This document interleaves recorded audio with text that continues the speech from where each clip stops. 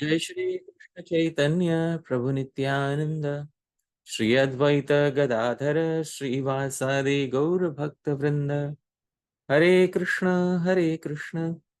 Krishna Krishna Hare Hare Hare Ram Ram Ram Hare Hare.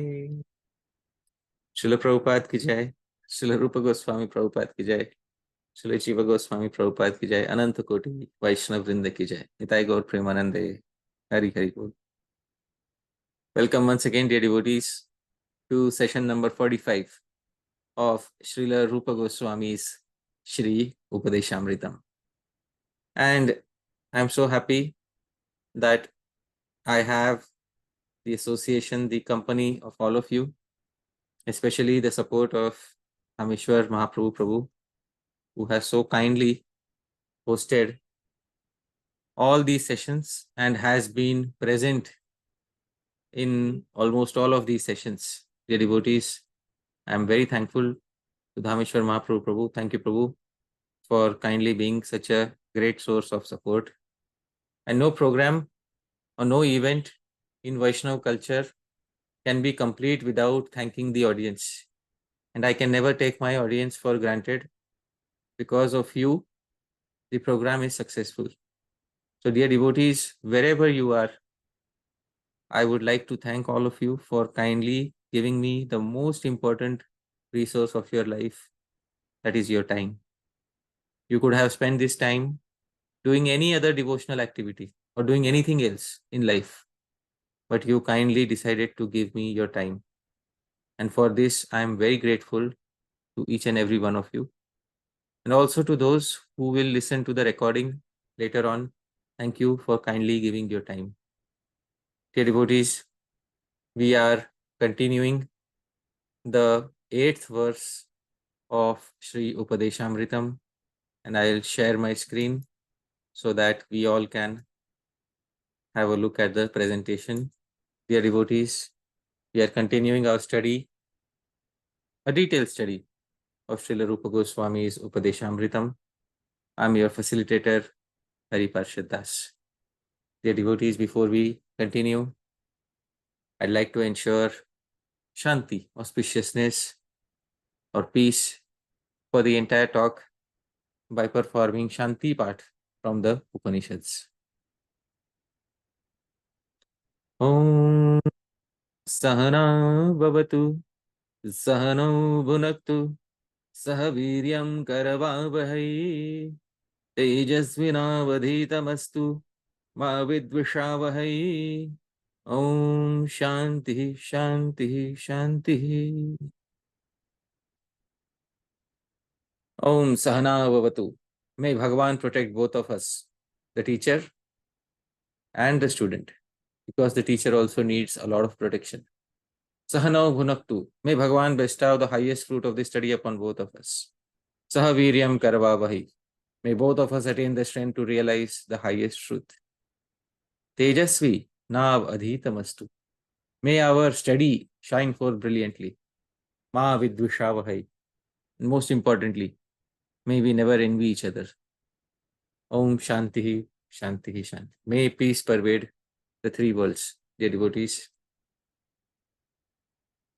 We'll also offer a verse of glorification to Sri Rupa Goswami. This one specifically created using only two consonants, Ra and Pa, which are the two consonants of the name of Sri Rupa. Purupara Pararupam Paparhe Purapaprapam Puraripo Rapiparam Raparupa Paramparam. Glorify this parampara of Sri Rupa Goswami, which resembles a vast devotional ocean, which is like a freshwater supply that refreshes the life airs of Sri Krishna, the destroyer of all sinful reactions, and which is worshipable even for Sri Shiva, the enemy of Tripurasura. Dear devotees, we are continuing our study of the 8th instruction, which is Upadeshasaram, the essence of all the instructions, is given in this particular verse of Śrī-Upadeśāmṛtam. This verse is in the meter Vasanta Tilakam, and I'll sing it again.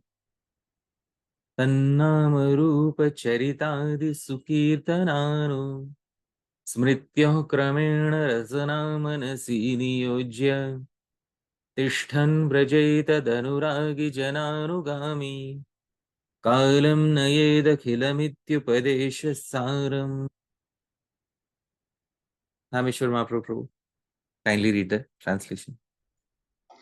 While residing in Vraja, a devout follower of individuals attached to Vraja should spend one's entire time by investing one's tongue and mind, respectively, in joyous kirtan and repeated smarana of the name, form, character, etc. of Krishna and his associates. This indeed is the essence of all instruction. So, dear devotees, the essence of all instructions is to do the following. First and foremost, one should reside in Vraja. Now, residence in Vraja, we will discuss today what it means. Secondly, one should become a devout follower of those individuals who are attached to Vraja. In other words, one should become a follower of those devotees who are on the path of Raganuga Bhakti. Dear devotees, and then one should spend one's entire time by investing one's tongue and mind. Two of one's senses, the tongue and the mind. The tongue should be invested in Sukirtan, in joyous Kirtan. That is, while staying in Vraja, one should perform joyous glorification of the name, form, character, etc. of Krishna and his associates. And with the mind, one should perform repeated smaran, anusmritya, of the same, of Krishna's name, form, character, etc. and of his associates. If one does so, one has attained the essence of all instruction, Upadeshamritam. Dear devotees, the verse is saying that one should perform kirtan and smaran of Krishna's name, form, character, etc. and of his associates. One should become a follower of a Vrajavāsi. Dear devotees, we have been hearing about Raganuga Bhakti, and till now we have heard that the eternal associates of Shri Krishna are in various moods. There are 5 primary moods that have been described in the Bhakti Rasamrita Sindhu by Srila Rupa Goswami. These 5 moods are Shantarati, the mood of neutrality. This is an approximate translation. Dasyarati, the mood of servitude. Sakhyarati, the mood of friendship. Vatsalyarati, the mood of parenthood. And Madhuryarati, the mood of amorous love. These are the 5 vratis or 5 sthai bhavas or 5 rasas that the eternal associates of Shri Vrindavan are carrying.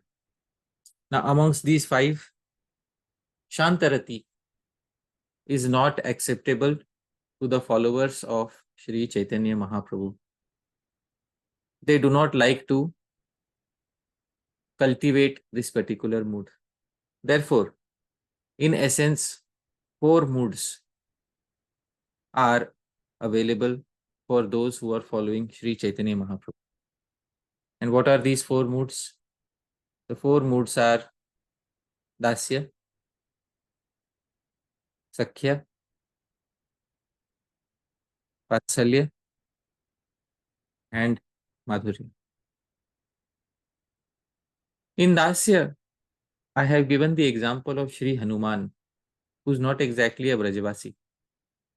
But because his Dasya is incomparable, so incomparable, that when Shri Rupa Goswami wanted to find an example of Dasya in the Padyavali, he selected the example of Shri Hanuman, dear devotees. But when we perform Dasya Bhakti or Raganuga Bhakti, we'll have to follow in the footsteps of a Vrajavāsi who is in the same mood of Dasya. And who are the servants of Shri Krishna in that mood? The Chitrak, Patrak, Raktak are their names. So one of the servants of Shri Krishna, Madhu Kantha, Snigdha Kantha, so many servants are there in Goloka Vrindavan. But just for the purpose of illustration of Dasya, I have put Shri Hanuman. Now, Dhāmeśvara Mahaprabhu, Prabhu, please tell me, which rasa is the highest amongst all these? From an objective study, it's the Madhurya rasa. From an objective study, it is Madhurya rasa. Prabhu, let's take this statement and put it in front of a devotee of Dasya rasa. Let's go and visit a devotee of Dasya rasa, and let's go and tell him that, well, you know, the highest rasa is Madhurya. What do you think, Prabhu? Will the devotee associate in Dasya rasa say? He'll say, I can't conceive of this. I simply want to serve my Lord. Not only that, Prabhu, there will be a strong disagreement. Because many times we have heard that Madhurya is the highest, and that statement is correct. But when we see the attitudes of the devotees of the other rasas, we will come to know what is their thought process. For example, if we ask a devotee, associate of Bhagwan who is in Dasya rasa, he will say Dasya is the greatest. Dhāmeśvara Mahaprabhu, you are saying Madhurya is the greatest. Let's put it to the test. All right. Now I will speak from the point of view of a devotee in Dasya rasa. So Dhāmeśvara Mahaprabhu, what is the basis of all the rasas? Shanta rasa No. or Sthayi bhava? What is the fundamental factor? Dhāmeśvara Mahaprabhu, so many Gaudiya Vaishnavas say that, Service. yes, wonderful. Do these Gaudiya Vaishnavas who read, who say that Madhurya is the highest, don't they read their own literature? See what is given in their own literature. The Chaitanya Charitamrita says, Teta Mata Guru Sakha Bhav ke naina Krishna Premir Swabhave Dasya Bhava se kara. Prabhu, kindly read the translation. All the emotions, whether those of father, mother, teacher, or friend, are full of sentiments of Dasya, servitude. That is the nature of love of Krishna. So, Prabhu, all relationships are dependent on servitude. Let's take example one by one. Prabhu, this particular pastime is depicting primarily which rasa? Madhurya rasa. Acha, and what are the gopis around, carrying for Shri Krishna? Instruments and offerings. And so what? And what will they do with the instruments and offerings? They'll serve. And service is a basic element of which rasa? Dasya rasa. And remove all the dasya from this painting, and what will you have? Then there's no activities. So, Prabhu, hence proved, what is the basis for all relationships? Service. Service. Let's come to Vatsalya. Who is receiving service at this point of time and who is giving service, Prabhu? Please tell us. Krishna is receiving service and Mother Yashoda is giving it. Remove the service element and what will you have? There's no activity. No activity. Acha, let's come to Sakhya. Oh, all the gopas, they are fanning Balaram, they are singing for him, they are allowing him to rest on their lap. Prabhu, all of this is part of which rasa? Sakhya rasa. And the service is an element of which rasa? Dasya rasa. And remove all the dasya, what will you have? There's no activity. So Prabhu, dasya is the salt that adds flavor to all the rasas. Now tell me, Prabhu, which is the highest rasa? It's Dasya rasa. I'm thoroughly convinced.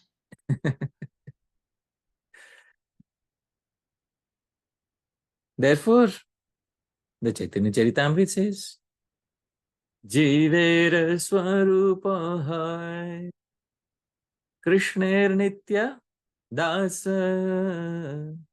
Dasya is such a fundamental aspect of all bhakti rasas that in the very swarupa of the jiva, it is said that the jiva is never described as Shanta or Sakha or parent or lover.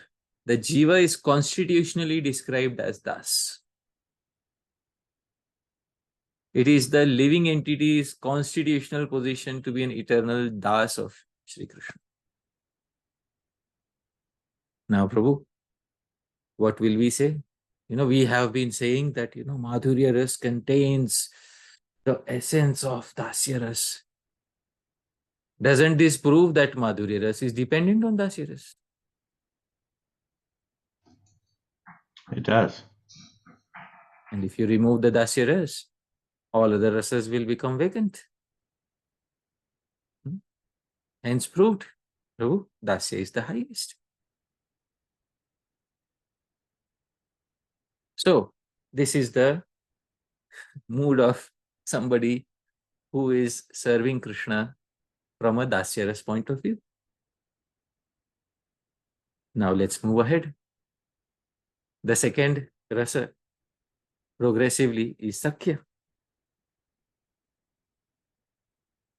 Now if we meet a Sakha, what will a Sakha say? Sakha will say, Sakhya is the greatest. Now Dhāmeśvara Mahaprabhu, why is Sakhya the greatest? What arguments can we give in favor of Sakhya? Please tell me. One reason is the gopis have to wait at home, but the Gaur boys get to spend all day with Krishna. Wonderful. That could be one reason, but it just proves a small aspect of the dominance of Sakhya. We want something very fundamental. I'm not sure, Prabhuji. Hare Prabhu, don't you know?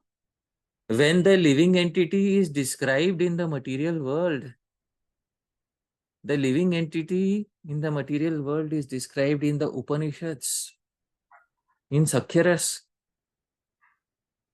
Dvasuparna sayuja sakhaya samanam vriksham parishasvajate.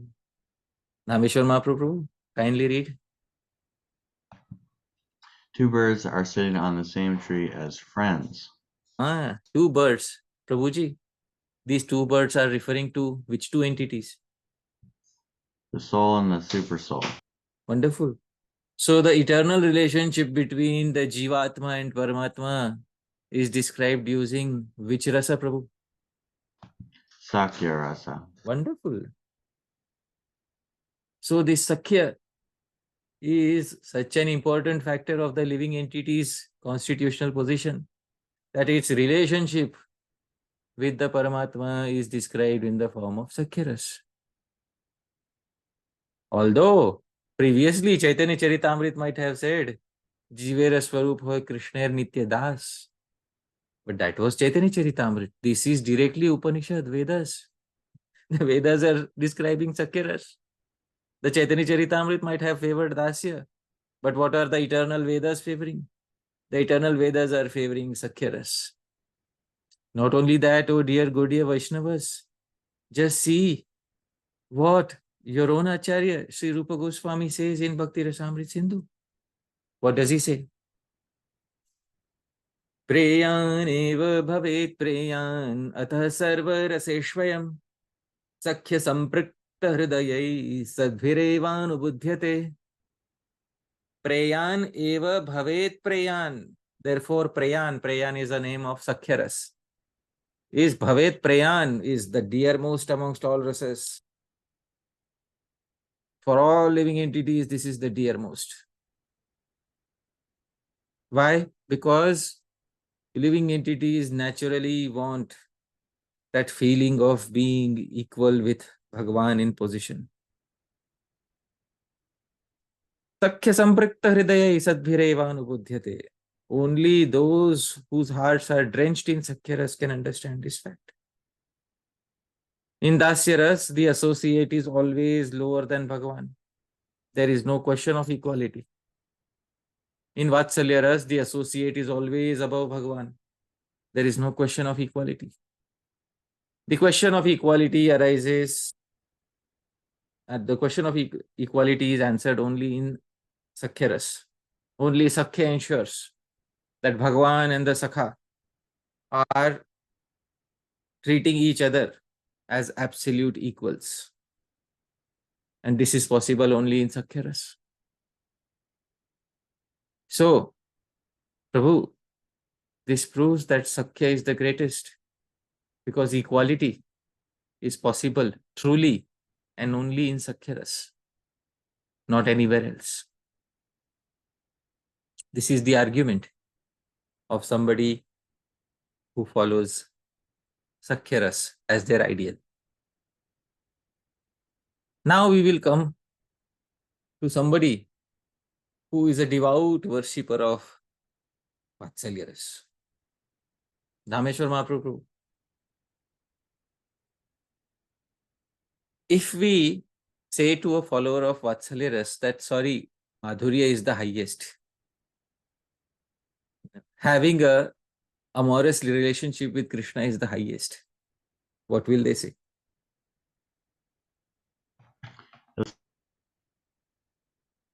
You're muted, Prabhuji. They'll say that no, Vatsalya rasa is the highest. Why so? Krishna is dependent on you and he's part of your family. Right? The basic reason they'll give is go and ask Mother Yashoda. Go and ask Nanda Maharaj. He'll say, I gave birth to this person. What are you telling me? I have given birth. I have carried him in my womb for 9 months. And you are telling me that your relationship with him is sweeter than mine. Mother Yashoda will say, my relationship is blood relationship.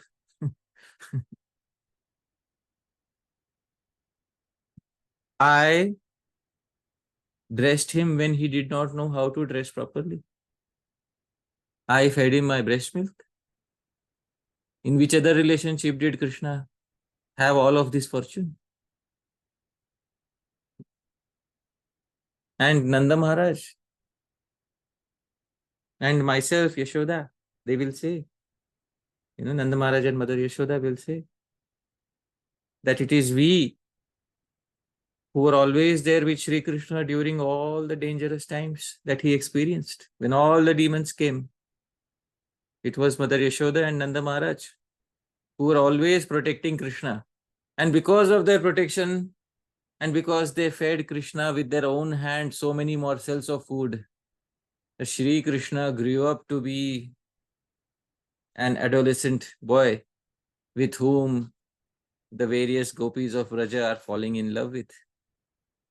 So unless Nanda Maharaj and Mother Yashoda would have fed Shri Krishna morsels of food with their own hand, would Shri Krishna have grown up? Dhāmeśvara Mahaprabhu, please tell me.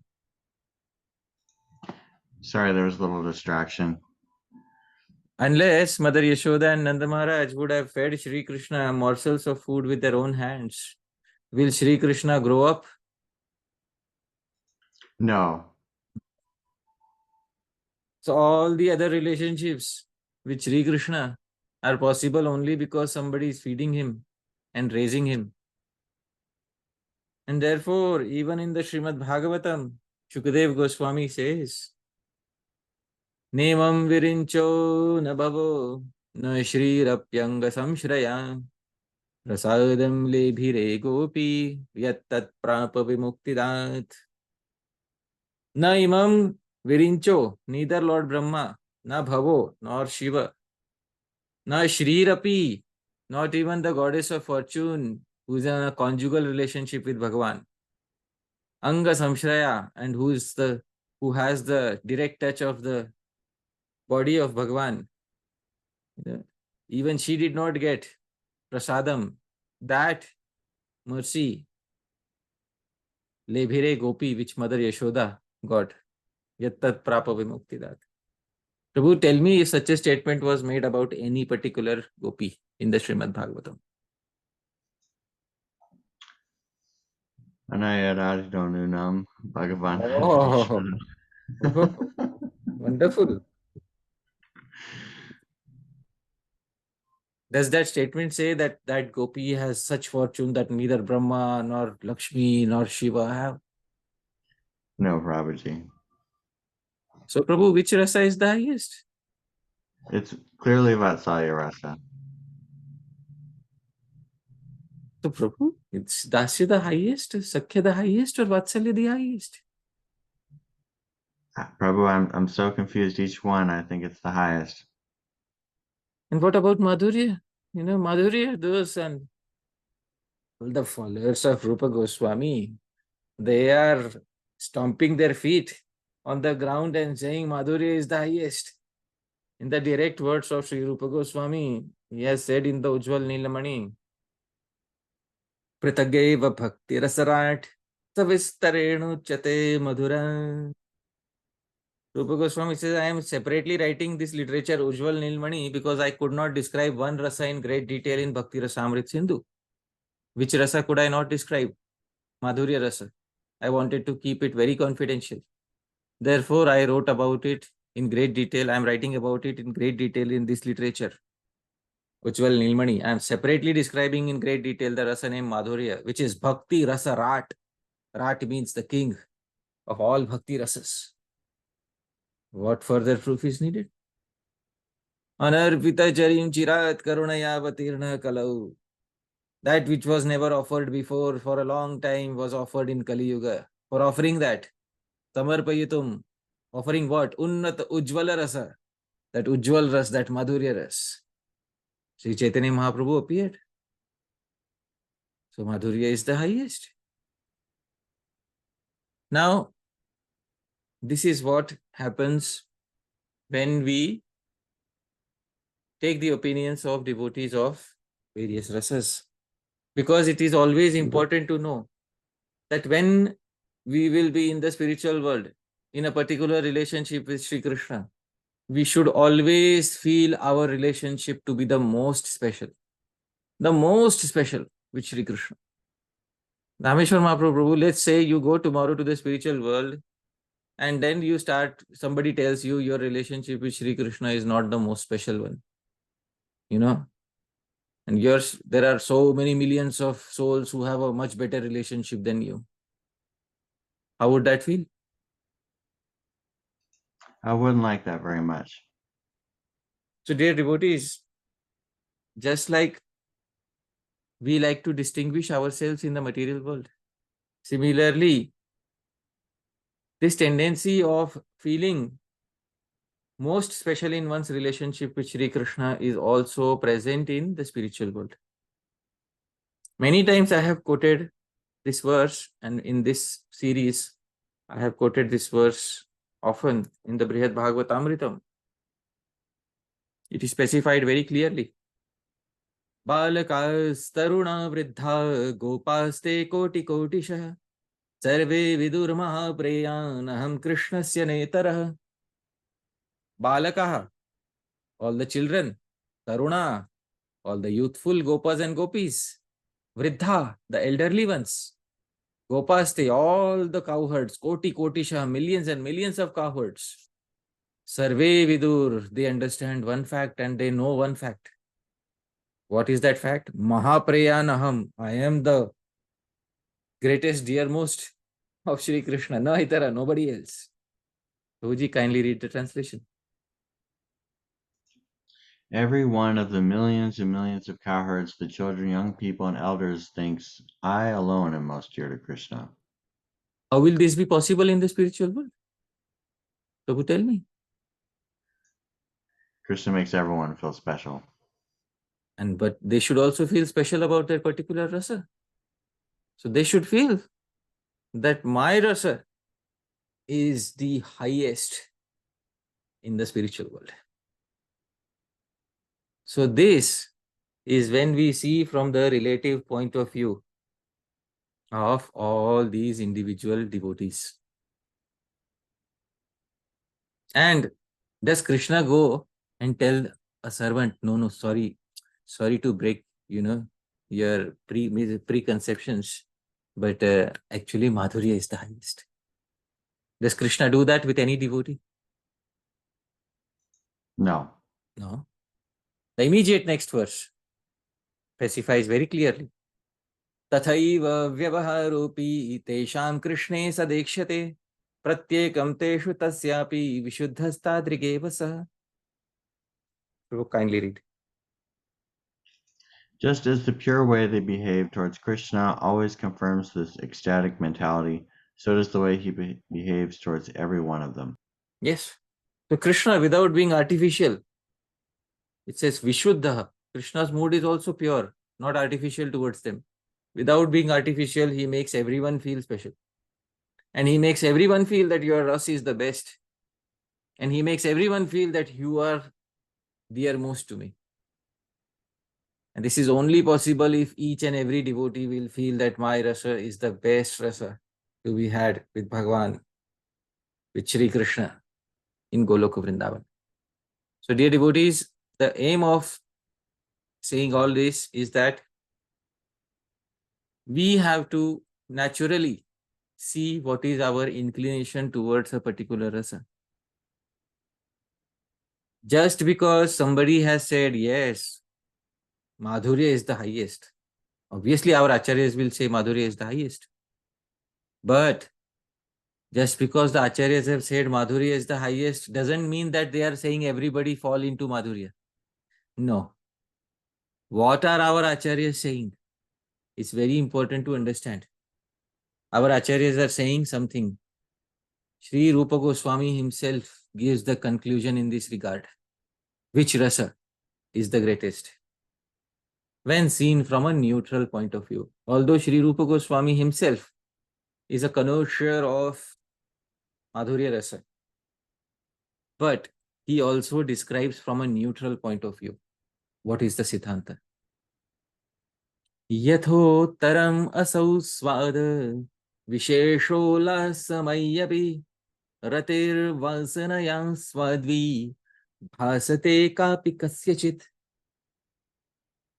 Rupa Goswami says, this rati means sthai bhav, the permanent predominant mood that one has towards Krishna, is progressively tasteful. Yatha uttaram asau swada vishesha ullasamai. Progressively tasteful. What is the meaning? That Sakhya is more relishable than Dasya, Vatsalya is more relishable than Sakhya, and Madhurya is more relishable than Vatsalya. This is how it is progressively tasteful.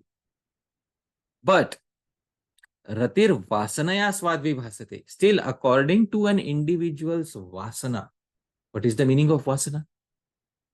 Innate devotional tendencies carried from previous lives. Bhasate kapi kasyachit. A particular sthai bhav appears most tasteful to that individual. Rupa Goswami says there is increasing sweetness. Sweeter than Dasya is Sakhya. Sweeter than Sakhya is Vatsalya. Sweeter than Vatsalya is Madhurya. From a neutral point of view. But these devotees don't care about a neutral point of view. No. In their minds, they've already have their vasana, their innate devotional tendencies that they are carrying from various lives. And because of those vasanas, for them a particular sthai bhava, a particular ras appears to be most tasteful. So Shri Rupa Goswami also acknowledges. Shri Rupa Goswami could have written here that everybody fall in line and join the Madhurya Ras Club. But no, The most important thing is Vasana. What is your innate devotional tendency from your previous life or from your association with a sadhu in this life? Shri Vishwanath Chakravarti Thakur says that different rasas appeal to different rasikas. This is his commentary on the same verse. He says, Tanmadhe kapirati kasyachit bhaktasya prachin vasanaya svadvi bhasate. Amongst all bhakti rasas, a particular ras appears most tasteful to a particular devotee according to his specific vasana. What is vasana? Devotional tendencies. But he says prachin in his commentary, from previous lives. Now he gives a wonderful example. The term ras is not only used in bhakti, the term ras is also used in bhojan or food. There is bhojan ras. Shri Vishwanath Chakravarti Thakur gives an example. Just as amongst all food rasas, there are 6 rasas in food. What are the 6 rasas? He says sweet, sour, bitter, etc. He says a particular ras appeals to a particular individual according to his previous vasanas, previous dietary tendencies. So there are 6 rasas: sweet, sour, pungent, salty, astringent, bitter. Dhāmeśvara Mahaprabhu. Amongst these 6 rasas, which rasa appeals to you the most? Salty. Array, but sweet is the best. How dare you take sides with salty? Sweet is the topmost. There's such a limit to how much you can have on sweet. You can have so And much salty. you are giving arguments in favor of salty on top of that.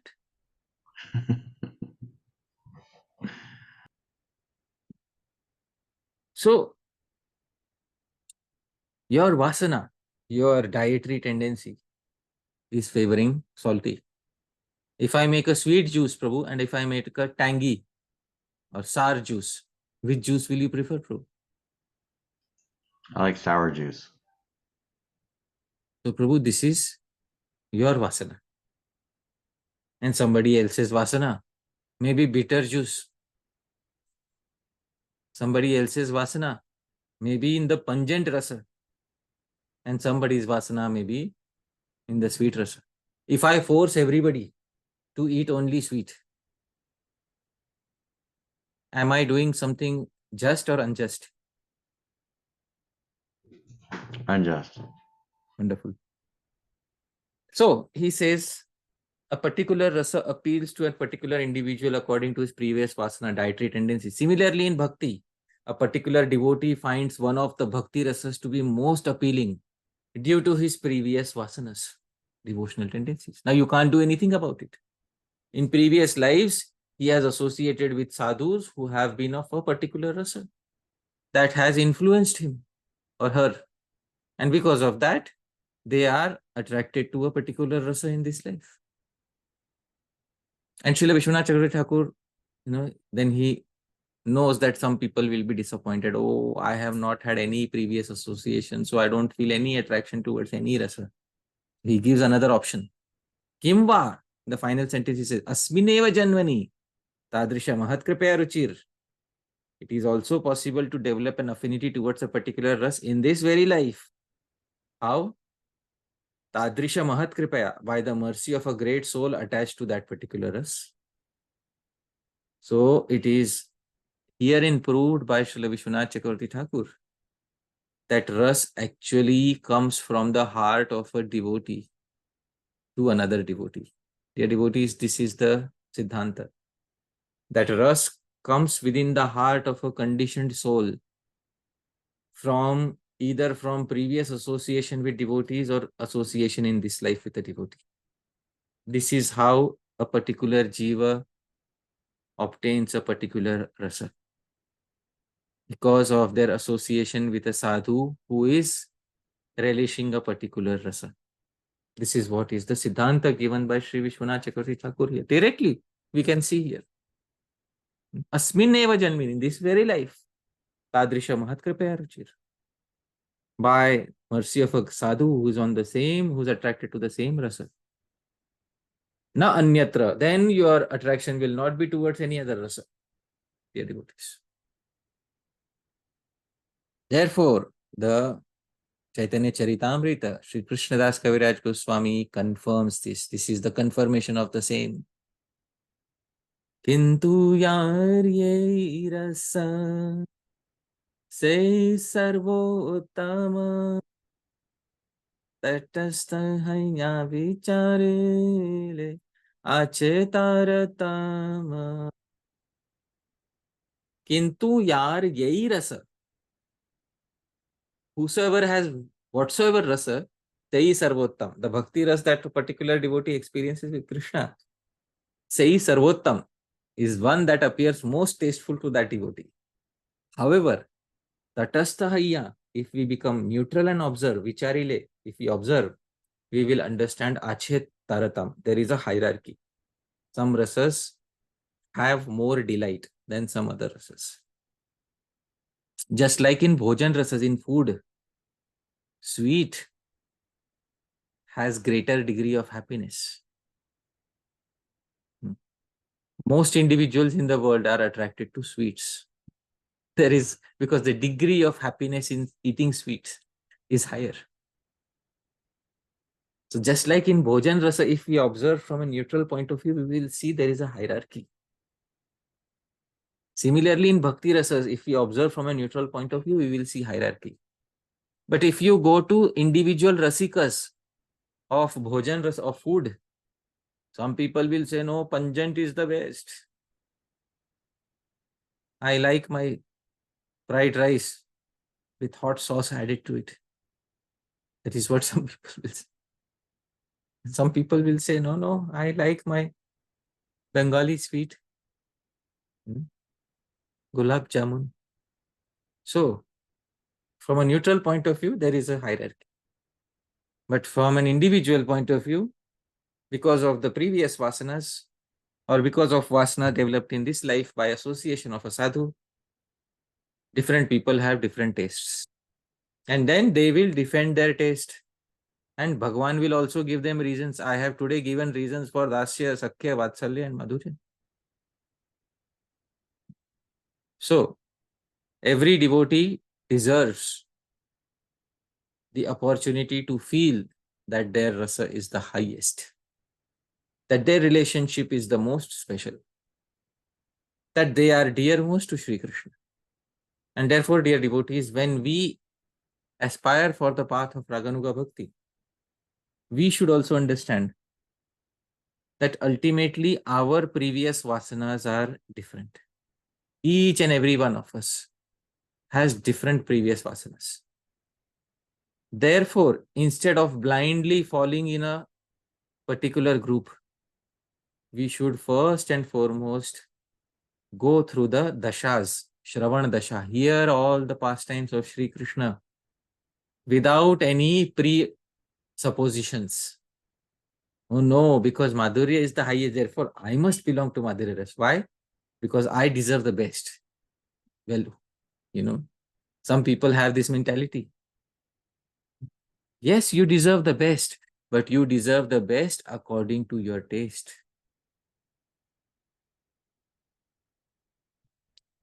Not blindly following something just because it is written in a book. No. The acharyas also have not encouraged this. And therefore, I will also not encourage. Because there is a tendency in many Gaudiya Vaishnava circles to downplay the role of other rasas. Dasya, it is, it is not followed by Gaudiya Vaishnavas so much. Says who? Rupa Goswami does not say. Jiva Goswami does not say. Dasya has its importance. Sakhya has its importance. Vatsalya has its importance. And all of them contribute to Madhurya Ras. In other words, Madhurya Ras has the essential components of all the three rasas. Dasya, Sakhya and Vatsalya. So in other words, all these rasas complete Madhurya Ras. And therefore, because of the support given by these three rasas, we say that Madhurya is the highest. Without that support, will we be able to say that Madhurya is the highest? Certainly not. So, dear devotees, we have to see from a neutral point of view. And then after we go through our Shravan Dasha, our individual Shravan Dasha, our Varan Dasha, our Smaran Dasha, as I have described in the previous talks, then we will come to know about our inclination towards a particular rasa. And that is the most organic, natural path that has been followed by sadhus since time immemorial. So that is what we should try to do. Now, the verse that we are discussing is also giving a very important factor. Tishthan Vraje, while residing in Vraja. Shri Jiva Goswami has given a commentary on this particular statement. He says, Samarthya Sati, if you have the required caliber, Vraje, you should reside in Vraja. Which Vraja? Because some people will say, oh, I am staying in Mumbai, I am staying in Pune, I am staying in the US. And in our locality, we made our own Vraja. We made a replica of Vraja. So I can stay in that Vraja. No. Sri Jiva Goswami says Vraja means Shriman Nanda Vrajavaasis Sthane. That Vraja where Nanda Maharaj stayed 5,000 years ago. That is the Vraja. There's a reason why Sri Jiva Goswami is writing Shriman Nanda Vrajavaasis Sthane. That Vraja where Nanda Maharaj stayed 5,000 years ago. He could have said Shriman Krishna Vrajavasthane, that Vraja where Krishna stays. Then devotees will say, well, our Vraja is where Krishna also stays. Jiva Goswami is so intelligent in his, not even half a syllable will be placed without a reason. Shriman Nanda Vrajavasthane, that Vraja in which Nanda Maharaj stayed 5,000 years ago. So that is the geographical Vraja which is present today, in India, in a place named Uttar Pradesh. So, Shri Vrindavanado, in that Vraja, Sharirena Vasam Kuryat. If one has the required caliber, one should reside through one's physical body in that Vraja. And if one does not have, then Tad Abhave, for some reason, if one does not have the required capability. There may be many reasons. Somebody may be handicapped and may not be able to stay alone in Vraja. Somebody, due to family situation, may not be able to stay in Vraja. Tad Abhave, no, hope is not lost. Manasa api, one can even reside through one's mind. So, both are equally potent. Sri Jiva Goswami does not make a distinction. The only distinction is if you have the caliber, you can stay in that Vraja, which is the geographical Vraja. And if you don't have the caliber, you can stay through your mind. Now, a bigger question arises. I just went to Vraja, the geographical Vraja, about a month ago. And the Vraja which I found did not exactly appeal, very much to me. Although location is very important. It is very important to have a proper location. In the Bhagavad Gita, Krishna has described the importance of location. Adhishthanam tatha karta karanam cha prithak vidham vividhascha prithak cheshta daivam cha ivatra panchamam. Dhāmeśvara Mahaprabhu, kindly read. Prabhuji, you are muted. Sorry. O mighty armed Arjuna, learn from me of the 5 factors which bring about the accomplishment of all action. These are declared in Sakhya philosophy to be the place of action, the performer, the senses, the endeavor, and ultimately the supersoul. The first and most important factor that brings success in any action is adhishthanam, the proper place. Therefore, Rupa Goswami knows the value of adhishthan. Where should one stay? Because if the place itself is incorrect, then the environment is incorrect. And if the environment is incorrect, then you will not be able to achieve your desired good.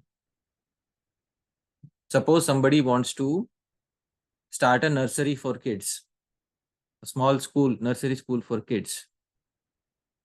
Can they start a nursery for kids in a slaughterhouse? Is it possible, Dhāmeśvara Mahaprabhu? Please tell me.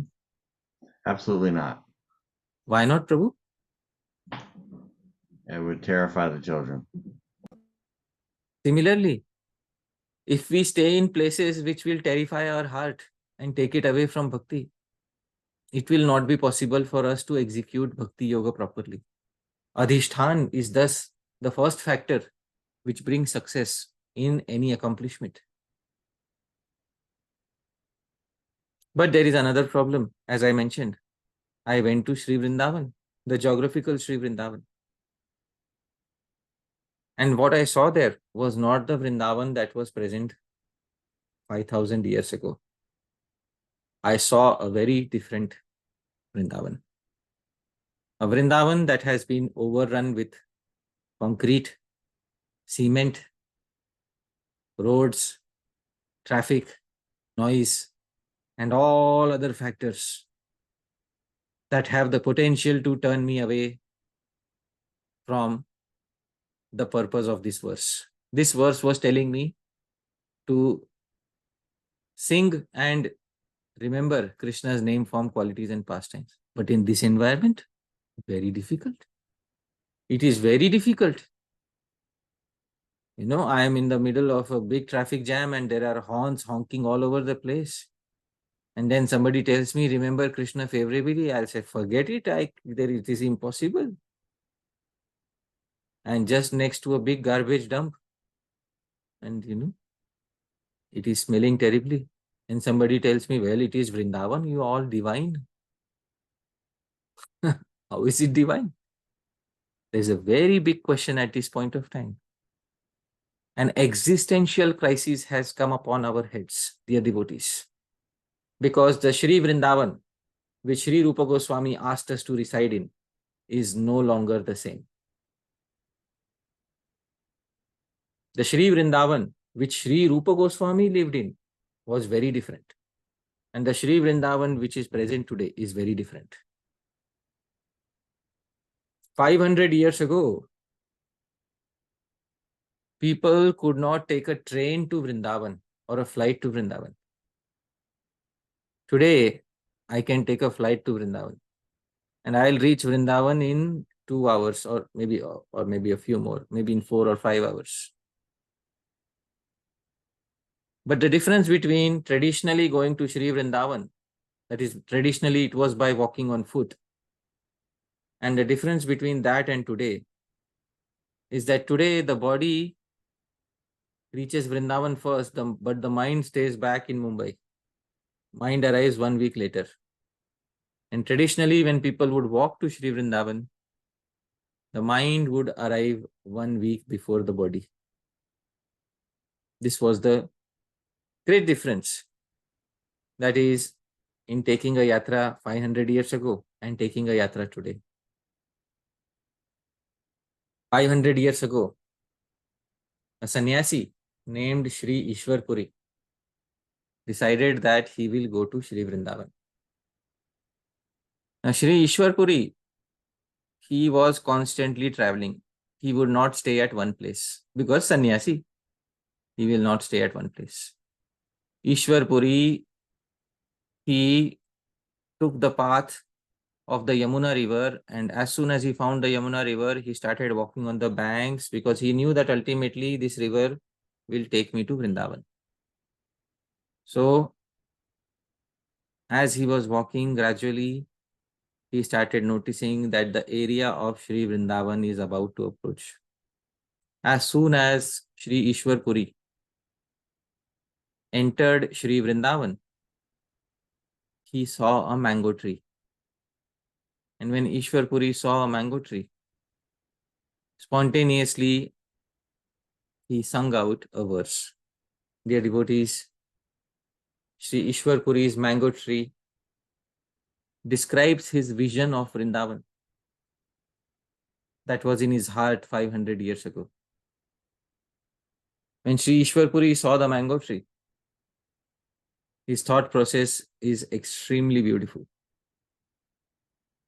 This is not like myself, who if sees a mango tree, especially after so many days of walking, the first thought in my mind will be, let's pluck a few ripe mangoes and satisfy my hunger. But this is not the thought process of Sri Isvara Puri. He has gone beyond the demands of hunger, etc. Sri Isvara Puri, when he sees the mango tree, he sings out a verse, and this verse is in the meter Shardul Vikriditam. Nrityan Vayu Vighurnitai Svavitapair Gayan Linamrutair Munchan Ashrumaranda Bindu Viralam Romanchavanankurai Makandopi Mukunda Murchati Tava Smrityanu Vrindavane Bruhi Prana Samana Chetasi Katham Nama Pinayati Te. Shri Ishwar Puri sees the mango tree and he sees Nrityan Vayu Vigurnitai Swaviptapai. Because of the wind, its branches are moving. It appears as if this tree is dancing. Not only is this tree dancing, Gayan Alinamrutai, this tree is also singing. Arey, how does a mango tree sing? Alinamrutai, because there are bumblebees around it, and the bumblebees are going.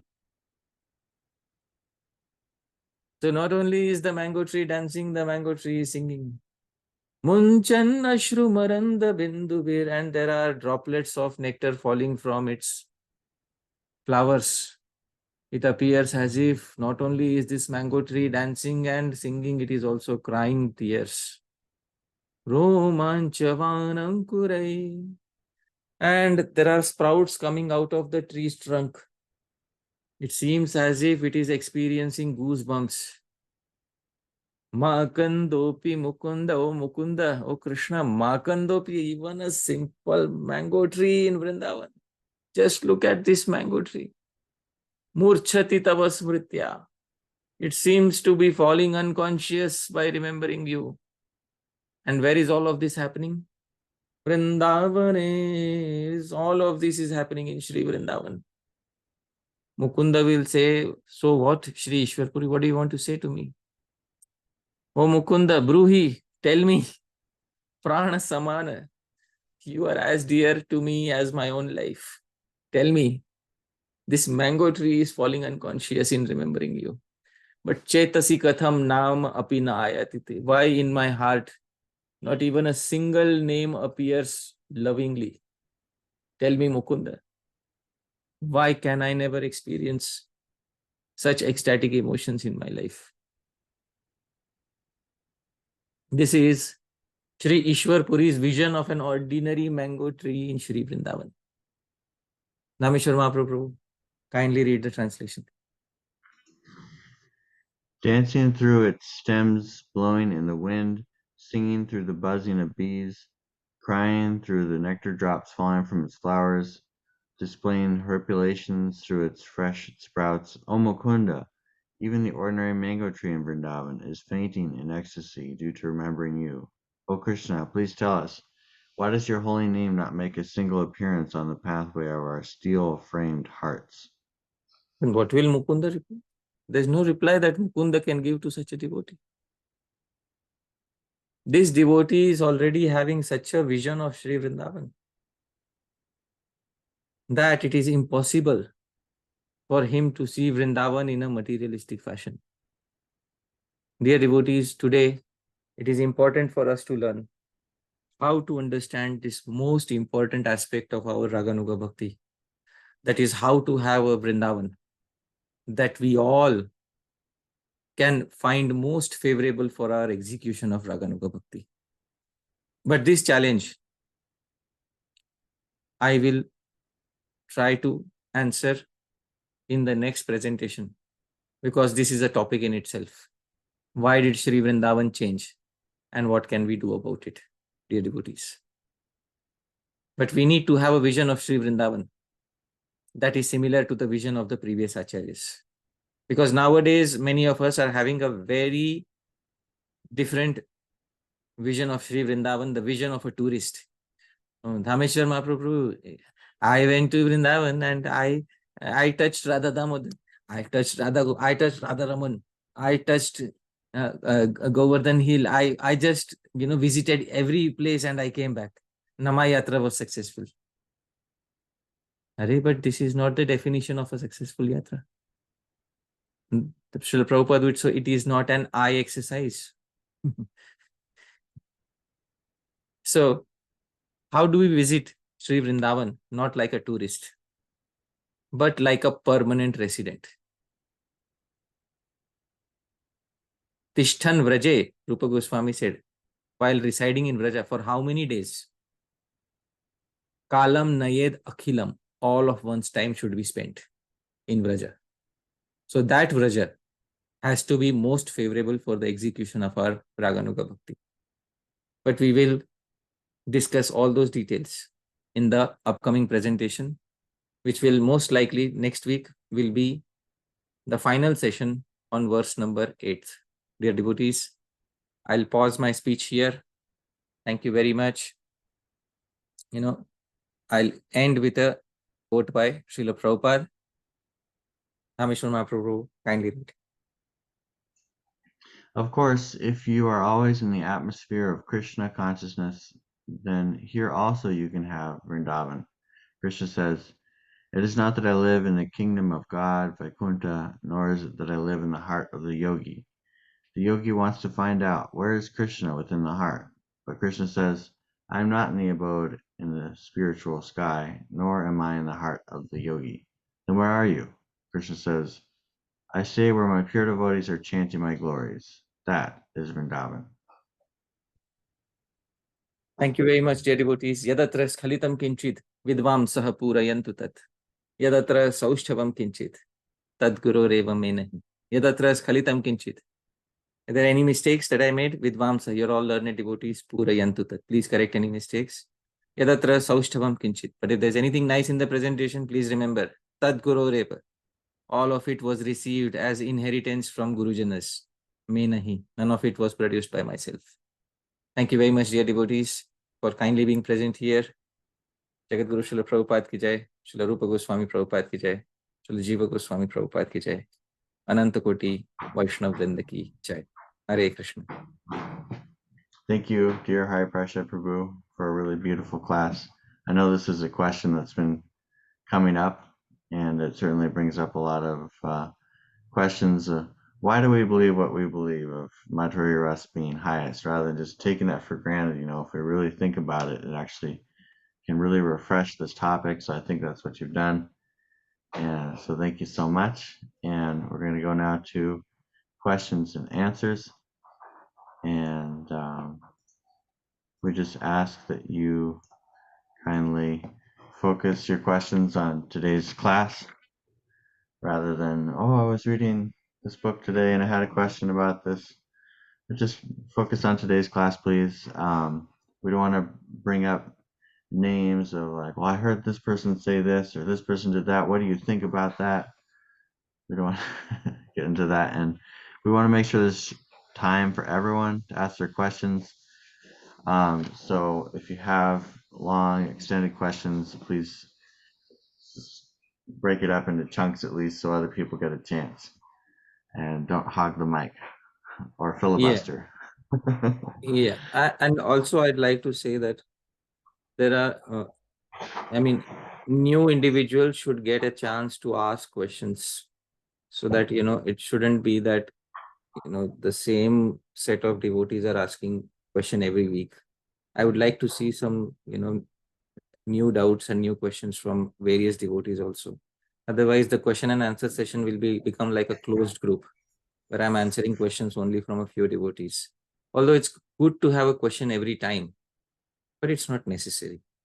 So only if the query do you feel is really necessary, and if you feel that it is relevant to the context of the current class, then most welcome to ask the query, but one query at a time. And then if you have another query, then round robin, you can wait for your chance. Thank you very much. Our first question is from Jai Dwarka Prabhu. Hare Krishna Prabhuji, my pranams for thank you so much Prabhuji for another wonderful class where you explained how different rasas are most appealing to the individual devotee. At the same time, Madhurya is the topmost. Prabhuji, here I would like to ask that you told that if we look from a neutral point of view, then Madhurya will be considered higher as compared to others. So, Prabhuji, my point here in this case was that what is that neutral point of view? Because uh, uh, if we look from perspective of the devotee who is in one particular rasa, so he will consider that rasa to be highest. And if we look from a devotee who is in condition state, so his values does not matter for the person, for anyone. So from whose perspective are we looking? From the perspective of devotee, that the Madhurya is the topmost, or from the perspective of Krishna, that for Krishna, Madhurya is more relishable. So what is that neutral point of view? It is a discussion on rasa. What is the meaning of the term rasa? So the meaning of the term rasa is rasyate iti rasa. That which is experienced is called rasa. So,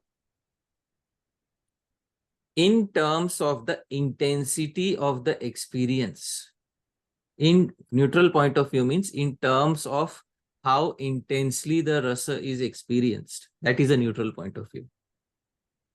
From that point of view, Madhurya turns out to be the highest, because stages such as Mahabhav, etc. are possible in Madhurya rasa. Now, these stages are from the point of view of rasa. So, a neutral point of view is not the point of view of any individual. A neutral point of view is the point of view of rasa. That is the neutral point of view. So, I hope this clarifies. I'm still not able to get this point, Boji. So if you can elaborate a little more. We are discussing hierarchy of rasas. What is rasa? Can you tell me? Rasa means actually, I cannot explain it in terms of the Shastra. Right. So, rasa is the object that allows us to taste happiness, and rasa is also the happiness. Both have been given as definitions of rasa. For example, in bhojan, in food, the food which allows you to experience happiness is also called rasa. And the happiness which is experienced is also called rasa. I hope you're able to understand. Yes. But the prominent definition of rasa is the happiness, not the object. I hope you're able to understand. So, the happiness that one experiences is called as rasa. Alaukik ananda, transcendental happiness, is called rasa. Now, this ananda has levels of intensity. From a neutral point of view, levels of intensity can be seen by the anubhavas, the effects of the rasa. The effects of the rasa are seen to be the greatest in those who are inclined to Madhurya. I hope you're able to understand. Yes, Prabhuji. From that point of view, so it is known from a neutral observer point of view that the effects of Madhurya rasa are the most intense. Because if you see Shri Chaitanya Mahaprabhu, in Gambhira, he was rubbing his face on the wall and blood is oozing from his face. The effects of experiencing Madhurya rasa are the most intense. These effects are not seen in associates of other rasas. Hence, we know from a neutral point of view. So, I hope this clarifies. Okay. So So does this mean that a devotee in Sakhya rasa or in other rasa will have some like a sense of consciousness which is invested in the other object than the main object of rasa? As Able to understand. See, the intensity of experience is the greatest in Madhurya. The intensity may not be so much in other rasas, but it is sufficient for the jivas who are in those rasas. That is what, it is the highest point that can be attained by the jivas in those different rasas. That is what makes them the happiest. And, it is said that whatever makes one the happiest, one considers it to be the greatest. That is why they consider their individual rasas to be the greatest. That is what it is. Right? Sorry to Thank you. interject. Something I've heard is that Rupa Goswami had Dharya Dharana Shakti. He had a blessing that he could describe everything about devotional service without being overwhelmed by the ecstasy of it. And so Yeah. he was able to take that kind of neutral perspective where he's describing all the different rasas and not just speaking his bias towards the Madhurya rasa. And so that Tatastha perspective, that marginal perspective, it's a mindset a devotee can adopt to study things analytically, objectively. But then at the same time, Rupa Goswami isn't exclusively in that perspective. He's also relishing that Madhurya rasa that he particularly likes. For example, Did I it can, answer? yeah. For example, from a neutral point of view, it can be said that the experience of taste is most heightened when we are eating a sugar intense sweet, a sweet which is sugar intense, very sugar intense. The highest experience of taste is that. And the highest experience of bliss in taste is when we are eating a sweet which is high in sugar content. Yes, but somebody else may say, I'm not very much a sweet person. What do I do? And for them, there are other rasas. So that is what, from a neutral point of view, the intensity of joy has been analyzed by Srila Rupa Goswami. And the intensity of joy is seen by the after effects. What are the after effects of joy? In Shri Radha, fainting till almost death, mrityu, is seen, which is not seen in many other associates. So by the intensity of the experience, we know that certain rasa is placed higher and certain rasa is placed lower. But thank you, Dhāmeśvara Mahaprabhu. Yes, he has the capacity to analyze everything from a neutral point of view without getting overwhelmed by the experience. Thank you. We can come So back can to we you. say that this? I see you still look confused. It is a difficult Yes, topic, yes. but we'll come back to you if that's okay. Okay. Thank you. Appreciate it. Next we have Tanvi Mataji.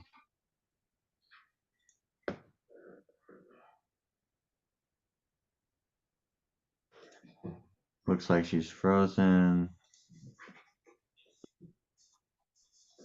Okay, we'll Let's come back to to you. Oh, Am I audible? there we go. Yeah.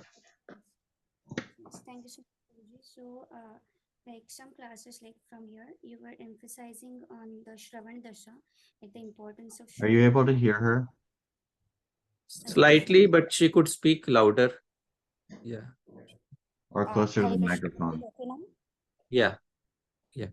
Yes, so you were emphasizing on the Shravan Dasha and how we attain our rasa by hearing various kathas. So I would like to a bit hear more about this. That what is the ideal way of Shravanam, like for now, for the practical and proper way? As sometimes we tend to empathize. Like for example, if we are listening to Vatsalya pastimes, we empathize with the Vatsalya gopis, or we are listening to, for example, Venugi, we empathize with the gopis. So we experience different bhavas while hearing the leelas. So is it right to empathize? What is the practical and proper way of listening to like doing shravanam? So Right. So when we are hearing sadhus who are describing different leelas, the inner mood of those sadhus, it puts an impression on our hearts.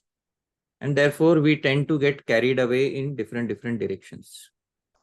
But at the same time, our own swadhyay, our own reading and meditation on those pastimes should also be there. So that when there is no external influence, at that point of time, we should see what is the particular rasa which one is being affected by. Although there is no harm in being affected by the mood of a sadhu. Shri Vishwanath Chakravarti Thakur today itself I was quoting that in this life also you can become affected by the mood of a particular sadhu. No problem in that. But that is one way of attaining perfection. Another way is to see what is the vasana from previous lives. Now, if we have a vasana from previous lives or a devotional tendency from previous lives, it will become very clear when we neutrally do a self-study of the various Krishna Leelas.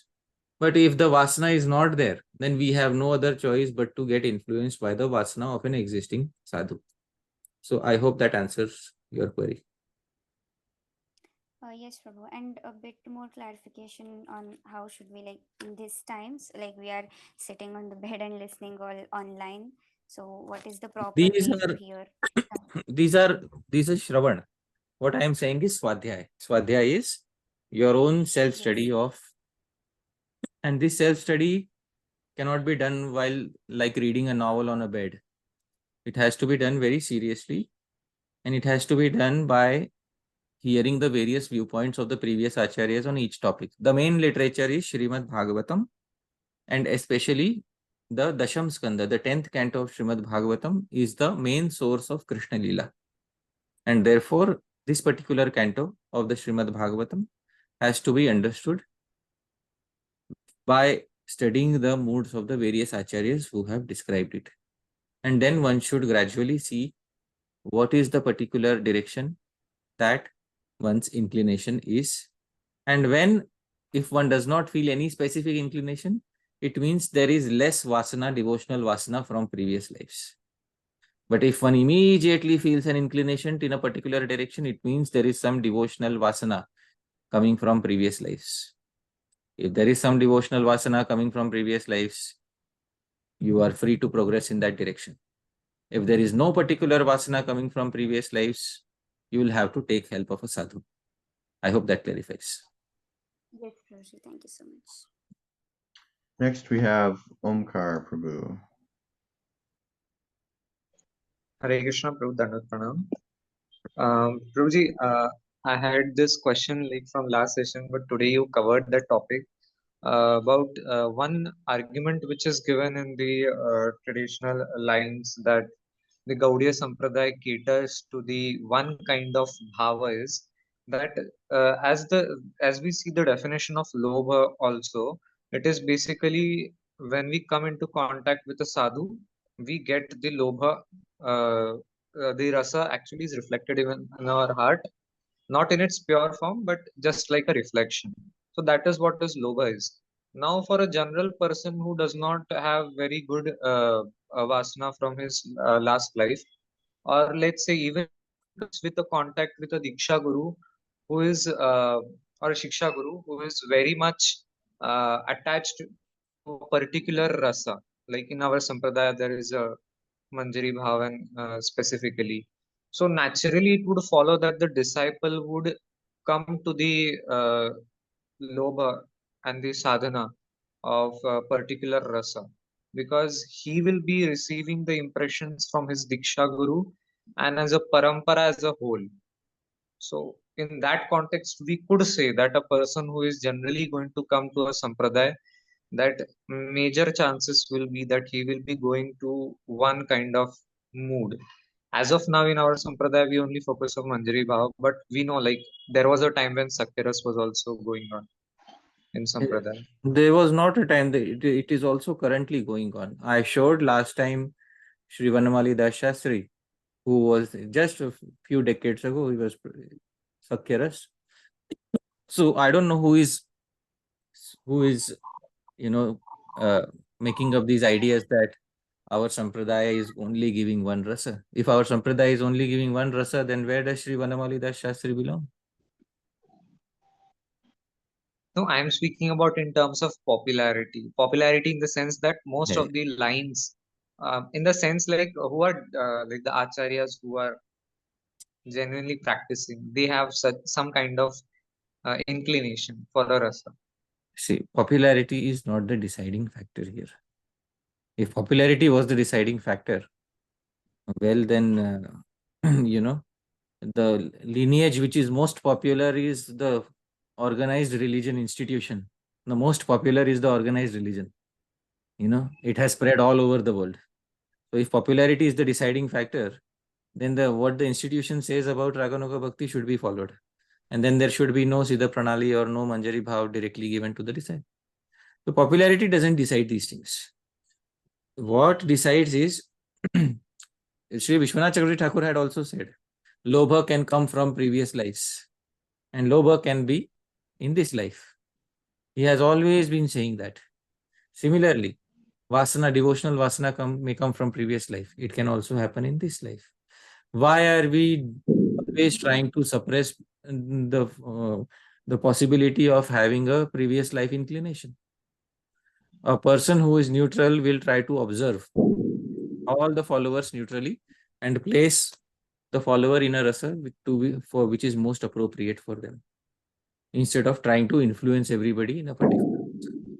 See, Srila Rupa Goswami's own brother, Anupam Goswami, Sri Jeev Goswami's father, was a worshipper of Bhagavan Ramchandra.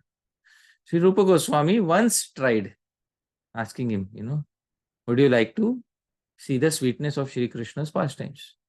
Anupam Goswami said, no, I am happy wherever I am. Now what did Rupa Goswami do? No, I'm breaking off my relationship with you. No longer my brother. So that's not how it works. In their own lives, they have encouraged devotees to follow their inclinations. Sri Chaitanya Mahaprabhu. So what did Sri Chaitanya Mahaprabhu tell Sri Murari Gupta? Tell me, Omkar Prabhu. He said that you should continue serving Supreme Lord Sri Ramachandra. And why so? Couldn't Chaitanya Mahaprabhu have influenced Murari Gupta and Manjari Bhav? But one could argue that he was situated at the stage of prema. But a sadhaka is going to come, his vasanas may not be so deep rooted. So maybe That's sadhu with a false assumption.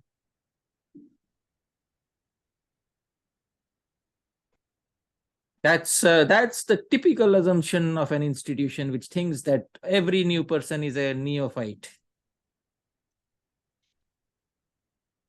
Why have you turned Siddha Pranali into an institution? And what's the difference between this and organized religion?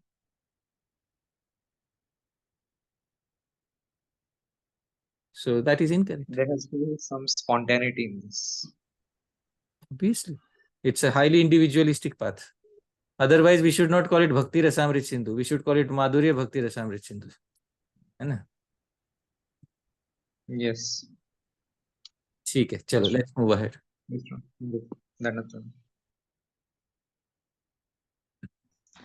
Next we have Shamachandra Prabhu. Hare Krishna Prabhuji, Prabhupada. Can you hear me? Yeah, and we can also see. Okay, thank you, Prabhu. So good to see you. Thank you, wonderful. Thank you for the wonderful class, Prabhu. My question may sound a little bit similar to what Omkar Prabhu has asked, but I would like to put this question in a little different way. From a yoga point of view, like Citta-vṛttis Nivarodha, Samprajñata, Samprajña Samadhi. So because when a devotee has crossed it, like the Shravana Dasha, Varana Dasha, he comes to a stage where he can analyze which rasa suits him, and because he's already made a little bit significant advancement, we can assume that the Citta-vṛttis Nivarodha has already happened to a great extent, and there is no influence of this avidya. And when he associates with a pure devotee, he gets this bhakti bija, and he can analyze which rasa suits him. And a same guru who is having different disciples, every disciple may have a different inclination. And these vasanas really are not under the influence of Citta-vṛtti, correct? Because if Citta-vṛtti has happened, it's like a clean slate. On a clean slate, you can write anything. And when a sadhaka is following a particular, rasika devotee, so he definitely, it will exactly reflect what that rasika devotee is following. It cannot be anything different because Citta-vṛttis and Vāsanās has already happened. And Right. so if he's following a Madhurya rasa, he'll also follow exactly the same Madhurya rasa. So if that is the case, when we say the previous lives vasanas are there, but previous life the Citta-vṛttis and Vāsanās has not happened yet, and those could be concocted, or it may not be exactly true. So in that case, how can there be varieties? Like, if everything is like a clean slate, then how can there be varieties? And what is the merit in using this word previous vasanas? Wonderful. So there is something called as Purvabhyas. Purvabhyas means the practice of yoga that was done in previous lives is called as Purvabhyas. So this creates what is known as devotional vasanas or yoga vasana.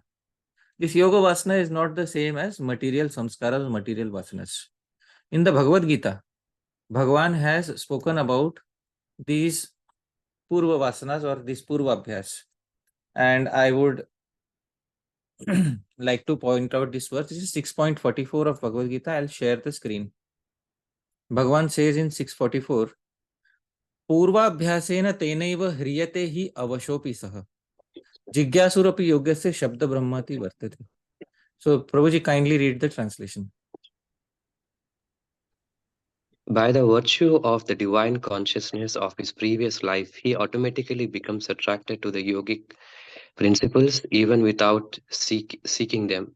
Such an inquisitive transcendentalist stands away above the ritualistic principles of the scriptures. So Purvabhyas is there. So just as the yogis perform Purvabhyas in previous lives, so this Bhakti Yogi also has performed some abhyas in previous lives, some practice in previous lives. And that has influenced his devotional samskaras. And hriyate avashopi, and helplessly he is now dragged towards a particular direction. So those Purva Vasanas are not a part of his material Vasanas. But his material Vasanas were also not driven away fully in previous lives. That is happening in this life. So the devotional Vasanas gradually begin taking seed in a particular life, and they gradually start diminishing the material Vasanas.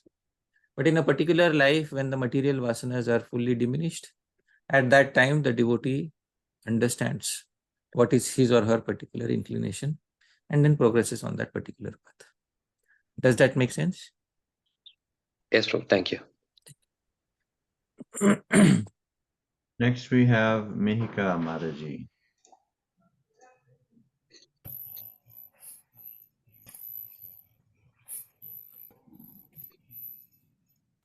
Hare Krishna, are you there?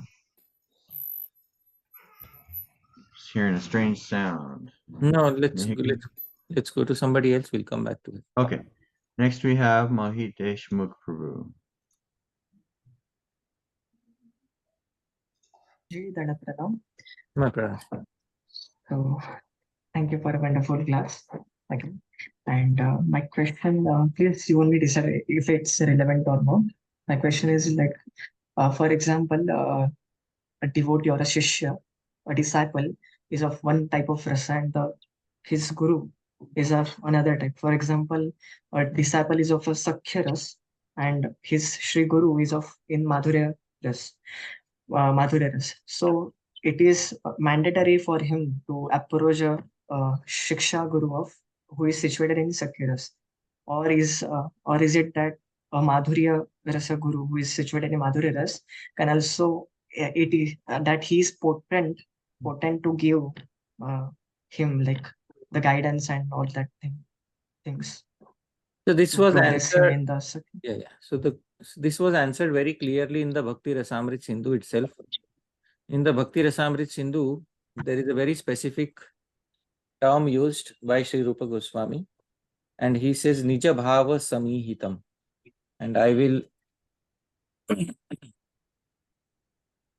point out,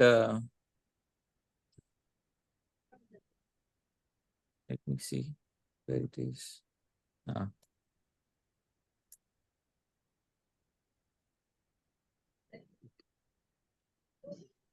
This is Krishnam Smaran Janam Chasya Preshtham nija samihitam. One should remember Krishna and Krishna's associates which are dear to one's mood. Now, if you have to remember a Krishna's associate who is dear to one's mood, you'll have to take training from somebody who knows that particular mood. Now, a person who knows that particular mood will be able to guide you in the finer aspects of that particular mood. Therefore, it is best recommended that you take guidance from a person who is already adapted to that mood, who is already practicing that particular mood. Although there are some Sarva Tantra Swatantra personalities like Sri Rupa Goswami who can guide you in all moods. Yeah, but generally, it is recommended that you take guidance from a person who is already situated in that mood. That is the answer to the query. This question arises because the Madhurya rasa include the all like 3 rasas, right? Who says it That's includes? Who said it includes? Not includes, but the That's an incorrect way of putting it. okay. Yeah. Yes. That's a No, very that incorrect way particular of word. putting it. And Madhurya Ras includes, the Madhurya Ras includes everything. Why describe 4 rasas? Just describe 1 rasa.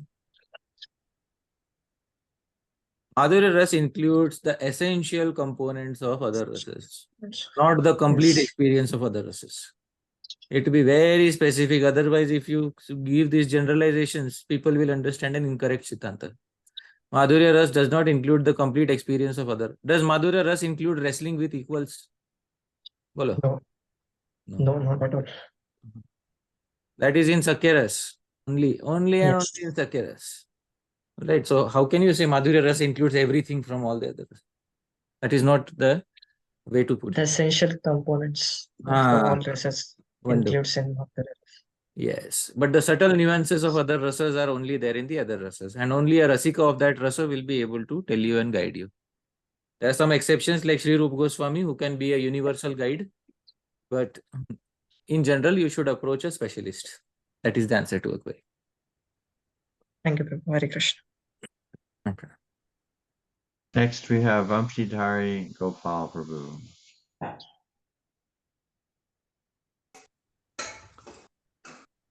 Hare Krishna, Prabhuji, Dandavat Pranam. My pranam. Jai Shri. So, Prabhuji, today you mentioned about like in Tishtan Rajet, the criteria is to, if we have the caliber, then stay in Vraja. Physically, with body, stay in Vraja. So, that caliber only refer to the physical and material aspects of caliber, or we should have the spiritual caliber to gain physical, like with our body to stay in Vraja? Because many a times I heard this thing that unless and until, like, why you want to go to Vraja is to stay permanently if you have any other business also, right? Or you can stay under the tree if you want to go in the Vraja. Then why do you need to make arrangements for having any home or anything like that, So if you can guide little bit on that, Prabhuji, that would be All very right. See, the spiritual requirements are covered in a different term. Tad anuragi jananugami. Right. That is where the spiritual requirements are covered. Right. So if you have fulfilled that criteria, then Jiva Goswami is saying, if you have the physical caliber, go stay in Vraja. Okay. Right? Because you have fulfilled the spiritual requirement, which is Tad Anuragi Jana Anugami. You are already situated on the path of Raganuga Bhakti. If you are already situated on the path of Raganuga Bhakti, then all you need is the physical caliber to go stay in Vraja. Okay. Right?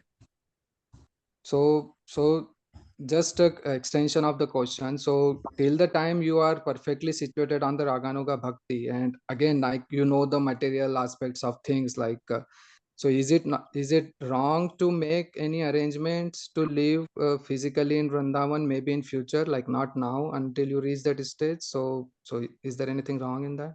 Without being a devout follower of a Vrajavasi. Vrajavasi doesn't mean, by Vrajavasi, I mean an eternal associate of Shri Krishna. Without being a devout follower of an eternal associate of Shri Krishna, when one stays in Vraja, one will have, with what motivation will one stay in Vraja? There's a motivation that is needed to stay in Vraja. What will I do here in Vraja? There's a reason why Acharyas like Srila Prabhupada used to say, go and come back in a few days. Why come back in a few days? There's a reason for that. Because there's no motivation to stay permanently there. if I am not following the mood of an eternal associate of Shri Krishna, what will I do staying in Vraja? Then some people say, oh, I will go there and chant more. I chant more in what mood? Vaidhi or Raganuga? The main crux of the matter is Vaidhi, not the quantity. The main crux of the matter is the particular inclination that one has, Vaidhi or Raganuga. If that itself has not yet been sorted out, what will quantity alone achieve?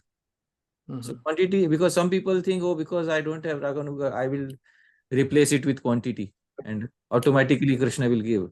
Sorry, that's not how it works. That's not how it works. If you don't have the devotional vasanas either from previous lives or current life, that means the qualification to stay permanently or to practice Raganuga Bhakti is not there. This 8th verse is, I have told you, specifically meant for Raganuga Bhaktas. 7th verse was for Vaidhi Bhaktas. Tannama Rupa Charitadi Sukirtananu.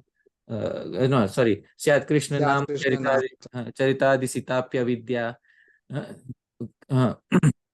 Kintu Adarad Anudinam Khalu Saiva Jushta Swadvikramad Bhavati. There was no mention of staying in Vraja there. There was focus on quantity there. There was focus on repeatedly doing it and doing it daily. That's the verse for somebody who wants to do sadhan bhakti.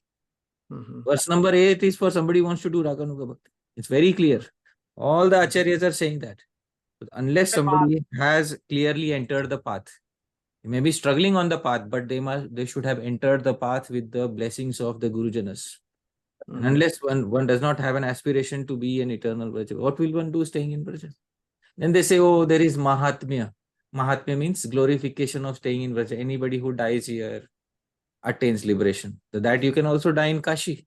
Why do you want to die in Vraja? Kashi Maranad Moksha.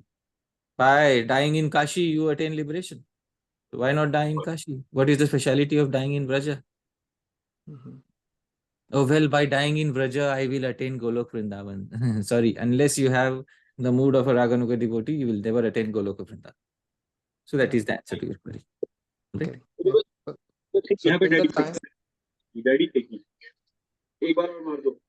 So till the time we can, if we go for a short time, we should just try to cultivate our mood and try to find sadhus who we can align with. And if once we get the mercy, then we should think about permanent stay in Vrindavan. Once we get the mercy has to be something very specific. What is the meaning of once we get the mercy? Because once we get the required permission from a realized Gurujana to practice Raganuga Bhakti, and once we are ourselves situated on the path.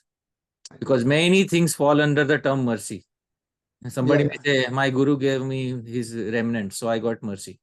So this term is heavily misused in many devotee circles. And therefore, it has to have some very specific, clear definition. So when we receive the required permission and authorization, authorization is a very formal term, the required permission and the blessings and the eligibility to practice Raganuga Bhakti, then it makes sense to stay permanently in Shri Vrindavan if one has the caliber to stay permanently in Shri Vrindavan. Okay. All right. Thank you, Prabhuji. Hare Krishna. I have a question, Prabhuji. Yeah. So there are stages of bhakti from Shraddha to Asakti, Bhava, Prema, and so on. Does lobha or the desire to follow a particular Vrajavāsi usually happen after a certain stage of development, or could it happen at any stage? In the previous session, it was said that even somebody who has Guru Padashraya can start practicing Raganuga Bhakti. It begins with Guru Padashraya, which means you have Shraddha. So lobha means if you're carrying it from a previous life, you can have it at the very beginning of your devotional practice. And if you have proper guidance from a Guru, the Guru will tell you this is what should be done. On day one, he will tell you. But if the proper guidance is not there, then decades may be spent and a person will not know what is to be done next. Many times I am meeting devotees and the devotees say, I was stuck for so many years. I don't know what to do next. Obviously, because the guidance was not there. So that guidance makes all the difference. And one gets a particular type of guidance because of one's previous devotional vasanas.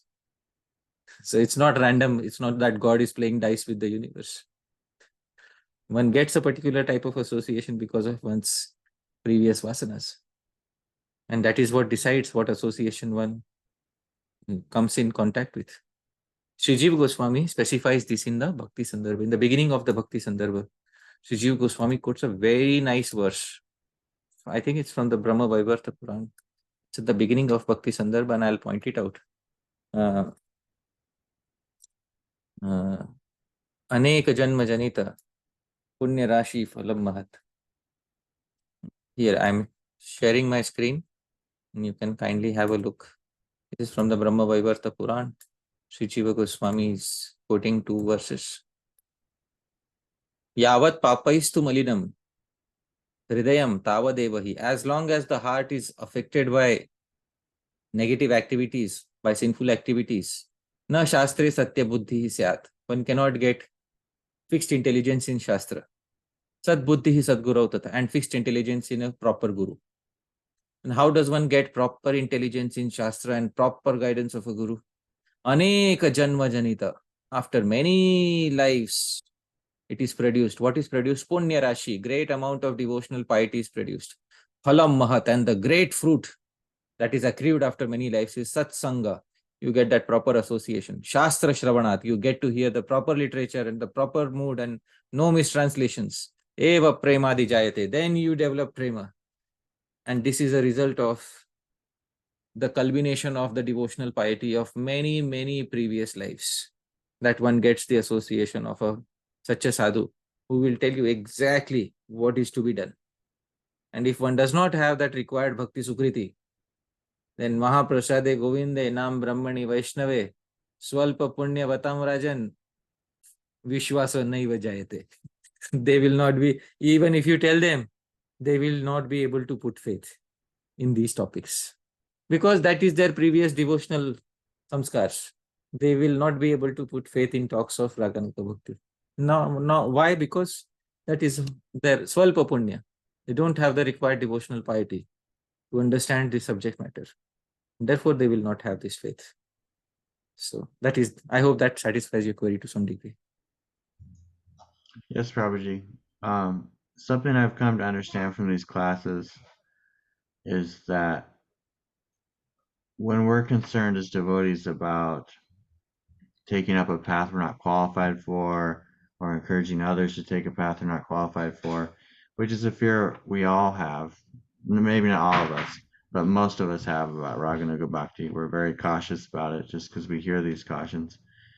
That we don't have to say, oh, you have to be at a certain level of advancement, you have to be pure, you have to have no material desires, because that's not what our acharyas say. But what we need to do to make sure that we're not taking up the wrong path we're not qualified for, that is, not that it's the wrong path, but path we're not qualified for, is we have to understand really carefully what lobha is. Yeah. That it's not a cheap thing, that it's actually a continuous desire. It's not just a little spark of excitement one day at a festival, but it's an ongoing thing. And even in your private life, you still feel this strong desire, and it's like it's pushing you through your spiritual life. Would you agree with that, Prabhuji? Yes. These warnings that devotees give to others, that you're not qualified, Sri Rupa Goswami did not give most of these warnings. When Rupa Goswami was told what is the eligibility of a person to enter into bhakti, Sri Rupa Goswami has only one answer, and he specified this in Bhakti Rasamrit Sindhu. He says, Shastrata Shruyate, it is heard in Shastra. Bhaktau, that in pure bhakti, Nri Matrasya Adhikarita, all humans in general have a right to enter. Very clearly he said, Nri Matra, Nri means Nara, human, Matra means in general, Adhikarita. All humans in general can enter into this path of bhakti. But Sri Rupa Goswami did not place very heavy warnings about, oh, you first check if you have lobha or not. This, because it's very natural. If somebody doesn't have lobha, they will not be able to practice Raganuga Bhakti. It's very organic. Let's say somebody doesn't have lobha. The only reason why such a person will claim to follow Raganuga Bhakti is to attain some cheap popularity. Nothing else. There is no other reason. Or they may have a misunderstanding of what lobha is. Otherwise, There is no reason why a person who does not have lobha will try to follow Raganuga. Raganuga Bhakti is organically for those who have lobha. Those who don't have lobha, for them organically there is Vaidhi Bhakti. It's such an organic process. But once you have a group of people practicing Bhakti and you have organized religion, then you have to place barriers. You are qualified, you are not qualified. You should not do this, you should not do that. And sometimes people take those restrictions for life. People think that, for my entire life, I am not qualified. Now, it will take a good amount of time before they come out of that. And therefore, it is essential to teach bhakti to people as individuals, not only as an organization, but to also teach people bhakti as individuals. Let's say Dhāmeśvara Mahaprabhu, you go 400 years ago, and there is no organized form of religion. Now you have to practice bhakti. Will anybody come and place heavy restrictions upon you? No. Why not? There's no device to do that with. Wonderful. And no interest either. Yeah. Why does organized religion put such heavy restrictions on people? To maintain itself? Yeah. Also because there is a big chance that a person can misuse his position in an organized religion by pretending to be someone he or she is not. The strictures are for protecting the mass of people. But when 400 years ago, when you do away with organized religion, there is no organized religion. There is no fear of incorrectly influencing a big mass of people.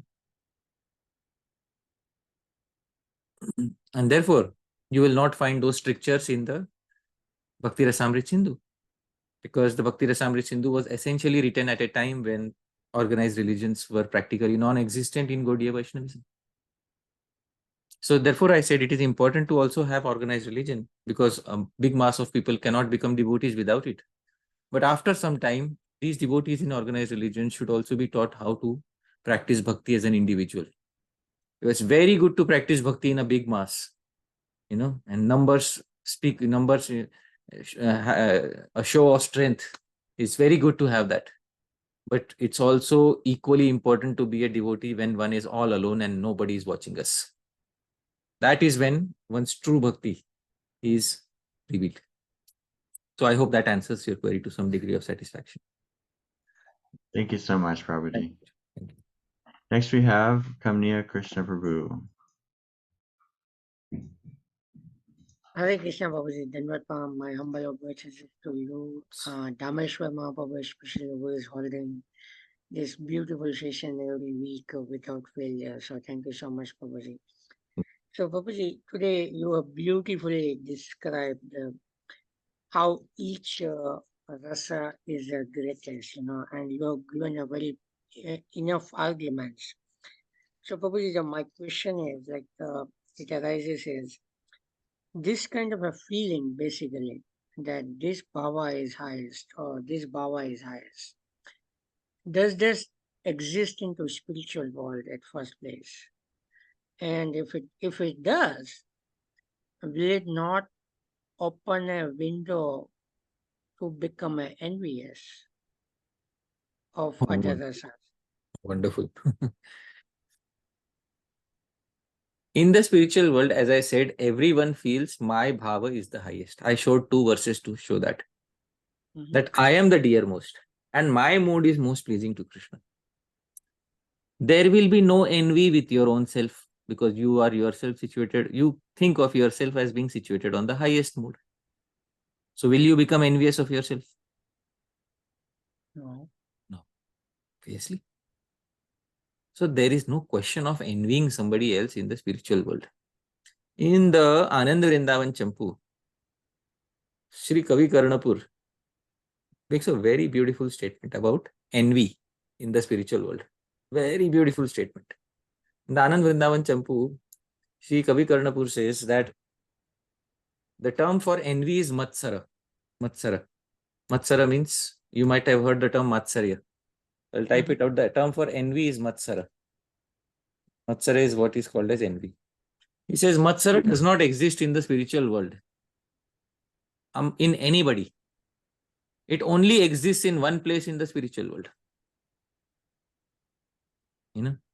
When Radha and Krishna quarrel with each other and say, look here, because the term Sara means lake. So when Radha and Krishna says, this is Matsara, this is my lake, and Krishna says, this is Matsara, this is my lake, that is the only time you hear of Matsara in the spiritual world.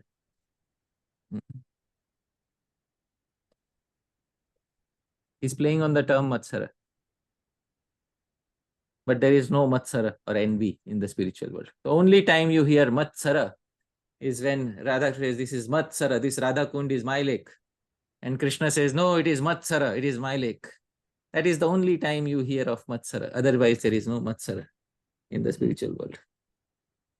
And because there is no enviousness in the spiritual world, there is no possibility of anyone becoming envious of anyone, including becoming envious of Shri Krishna in the spiritual world. So that, I hope that answers your query. Oh, wow, wonderful, wonderful. Prabhuji. Thank you so much. Prabhuji, Kokila also has one question. If she can Sure. ask right now, or we can wait for. She can ask right now, no problem. Hare Krishna, Dandat Pranam, Prabhuji, and all the Vaishnavas. This was such an enlightening sessions, Prabhu. I'm really, really indebted to you from the bottom of my heart. And so my question or request is that, Prabhu, like how all these rasas play in Goloka Vrindavan. I want to know more about that. And for example, we read that Krishna is a 16-year-old boy. Then how Mother Yashoda can feed him the way she does in Goloka Vrindavan? So because she cannot feed a 16-year-old boy, or she cannot bathe a 16-year-old boy. That's my understanding. I could be wrong. So if you can clarify that and elaborate on how these rasas play in the spiritual world, Prabhu, that would be great. Thank you so much. Hare Krishna. So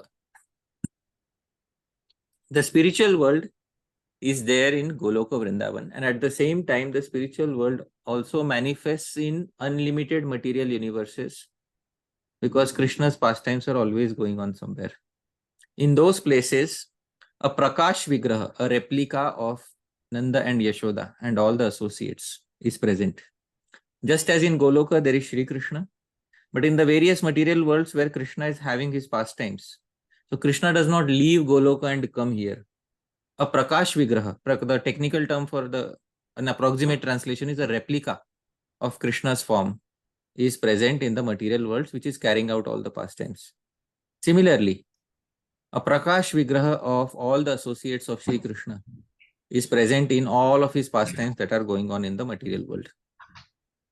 So, Mother Yashoda, through her Prakash Vigrahas, experiences all the feelings of childhood that Bhagavan Shri Krishna has to, is experiencing while he is performing his pastimes in the material world, all stages of childhood. But Mother Yashoda's final image of Shri Krishna that is fixed in her heart forever is that 16-year-old whom she considers is my child only, is just a small child. So that image is forever fixed in her heart, and that image is there in the spiritual world. So that is how both things work simultaneously. So I hope that answers your query to some degree of satisfaction, because to understand exactly how the various rasas interact with each other, we'll have to study the literature of our previous acharyas such as Gopal Champu, Anand Vrindavan Champu, etc. But at least some degree of satisfaction is attained through this answer, I hope. Thank you so much, Prabhuji. Thank you so much. Next we have Madhav Tripati Prabhu.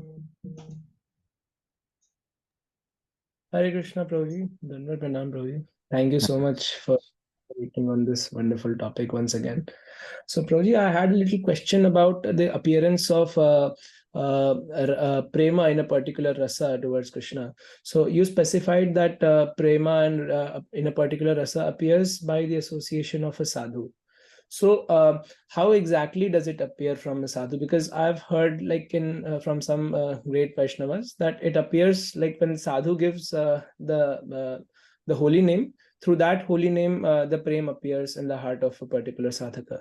So how does it actually appear? Because there are verses in Chaitanya Charitamrita also that the holy name gives prema. So how does it actually appear? How does the sadhu give and how does the holy name give? Can you like describe the interplay of these? In the verse which Sri Jiva Goswami quoted, and your question is related to that, I had showed a verse from Bhakti Sandarbha where Jiva Goswami Satsanga Shastra Shravanad Eva Prema Dijayate. Jiva Goswami's very clear term was Shastra Shravanad Eva. Only by hearing the authorized devotional literature, prem, etc. happens. So, but when we take shelter of a guru, we take shelter of a guru for what purpose? We take shelter of a guru, some people say for getting a mantra. Yes. But how to chant the mantra? That will be described in, where will that be described? That will be described in Shastra. How to practice bhakti? That will be described in Shastra. Anybody who says, okay, guru means simply for taking, getting a mantra, but not Shastra guidance, that is incorrect. The very requirement for guru is Shrotriyam Brahmanishtam. He should be Shrotriya, very learned in Shastra. So, Jiva Goswami was very clear in that verse, it was specified, you have to hear Shastra, devotional literature from the particular guru. And receiving mantra and how to chant the mantra also has to come from the devotional literature. So, the process is such that it has to work for all the ages, not simply Kali Yuga.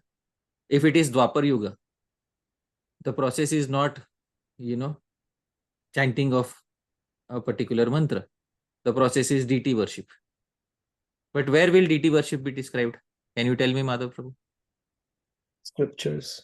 Wonderful.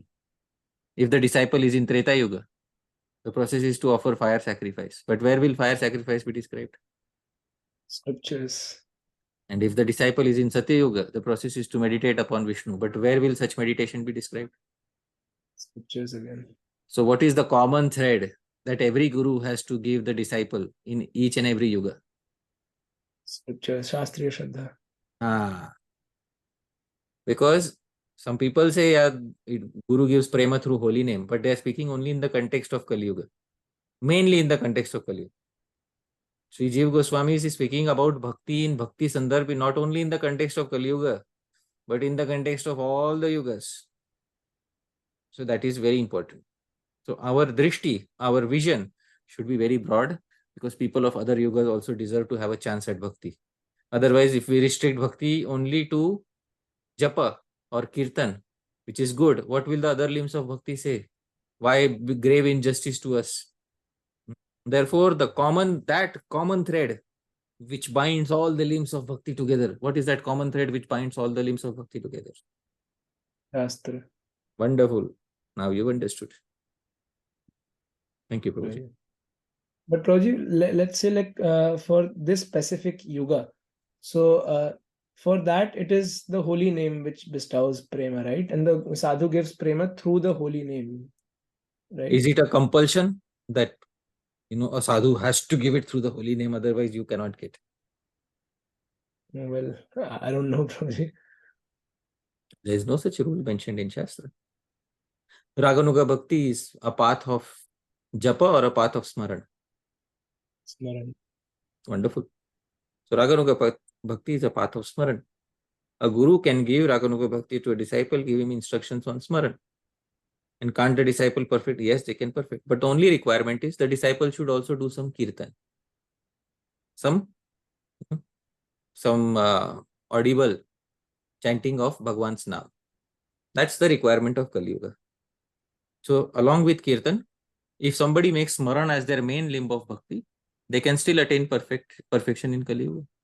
There is no problem in that. Bhakti is ekanga and anekanga. In Bhakti Rasamrita Sindhu, Rupa Goswami specified that bhakti keso, somebody can focus on one limb or somebody can do many limbs. But that one limb is, he did not fix that one limb. He said that is upon the devotee's taste. How organic Bhakti Rasamrita Sindhu is. And how inorganic we are, that we are forcing the entire world. Either holy name or you will not get it. How inorganic and artificial are we to place this restriction upon everybody else? Let's say, Madhaprabhu, if I say either, Ashtanga Yoga or you will not make it back home, back to God, how will you feel? Really bad. So why do we do the same violence by using the holy name as a weapon against people who are attracted to other limbs of bhakti? Right. So we should not do that. But Bhagavan Nam is the main method of Yagyai Sankirtana Prayai. What is the meaning of Praya?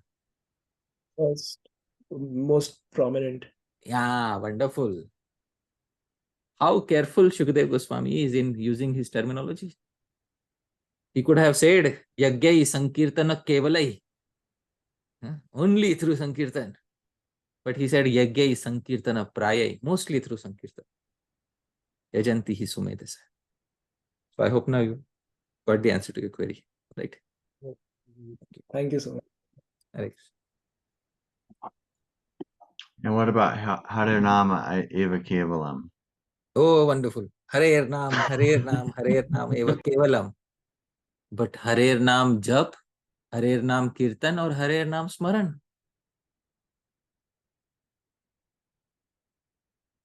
See, Prabhu, that was not specified. All right.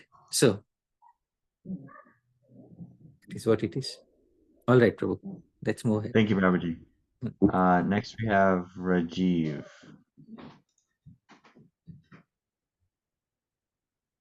Hare Krishna. Can you hear me, Prabhuji? Yeah. Thank you for such a wonderful class again. Prabhuji, you just talked about Vrindavan Vas, Vrajavaasis. So how would anybody know that he or she is qualified to go and stay in Braj and to find a Raganuga guru? Somebody has to go and live there and find a guru, right? Right. So those are the questions I have. Yeah. Usually, previously, a person would first be very determined to enter the path of Vrajabhakti, and then one would seek out a guru on that particular path. Nowadays, first and foremost, because nowadays most people go to Vraja, not because they are tremendously inclined to practice a particular type of bhakti. Nowadays, most people go to Vraja mostly to visit the holy places, etc.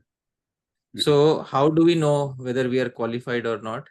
We will know whether we are qualified or not if we have the prerequisite. What is the prerequisite for practicing Raganuga Bhakti? The prerequisite is Lobha. If Lobha is there within our heart, then we are qualified. If Lobha is not there within our heart, we are not qualified. But who will determine whether we have Lobha or not?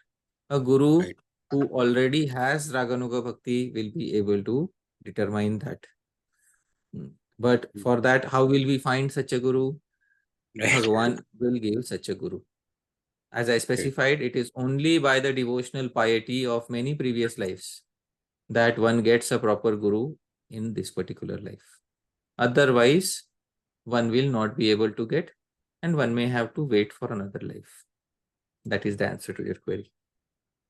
So just a little sequel to that is, if somebody thinks that he has Lobha and he is very keen to find a guru, Raganuga guru, which he is not able to find in Mumbai or US or wherever the person is living, can he go and start living in Braj, and with his Lobha, he does more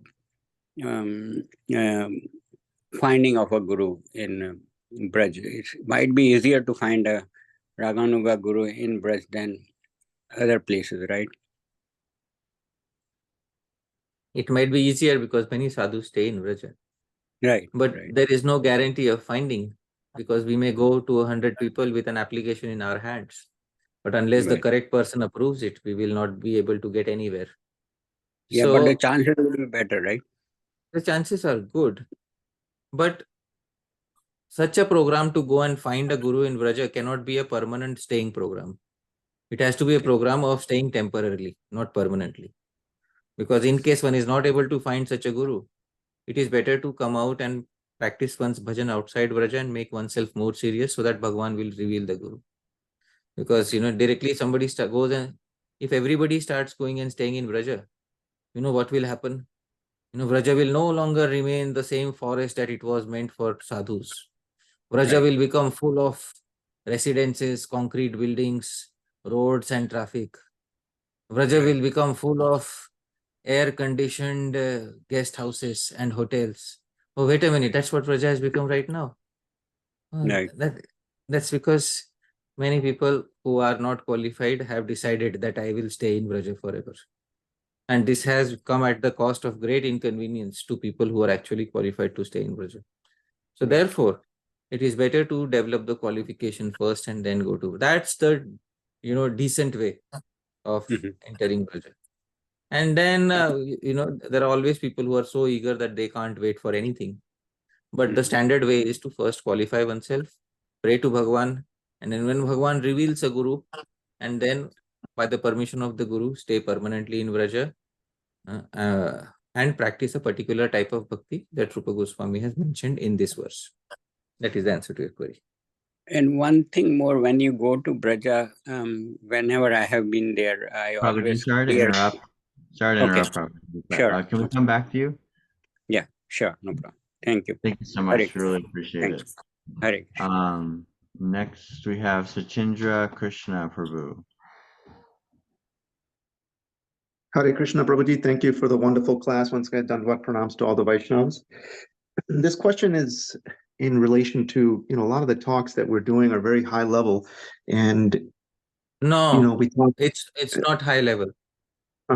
This is the basic that was taught to every devotee who would enter the Gaudiya Vaishnava Sampradaya.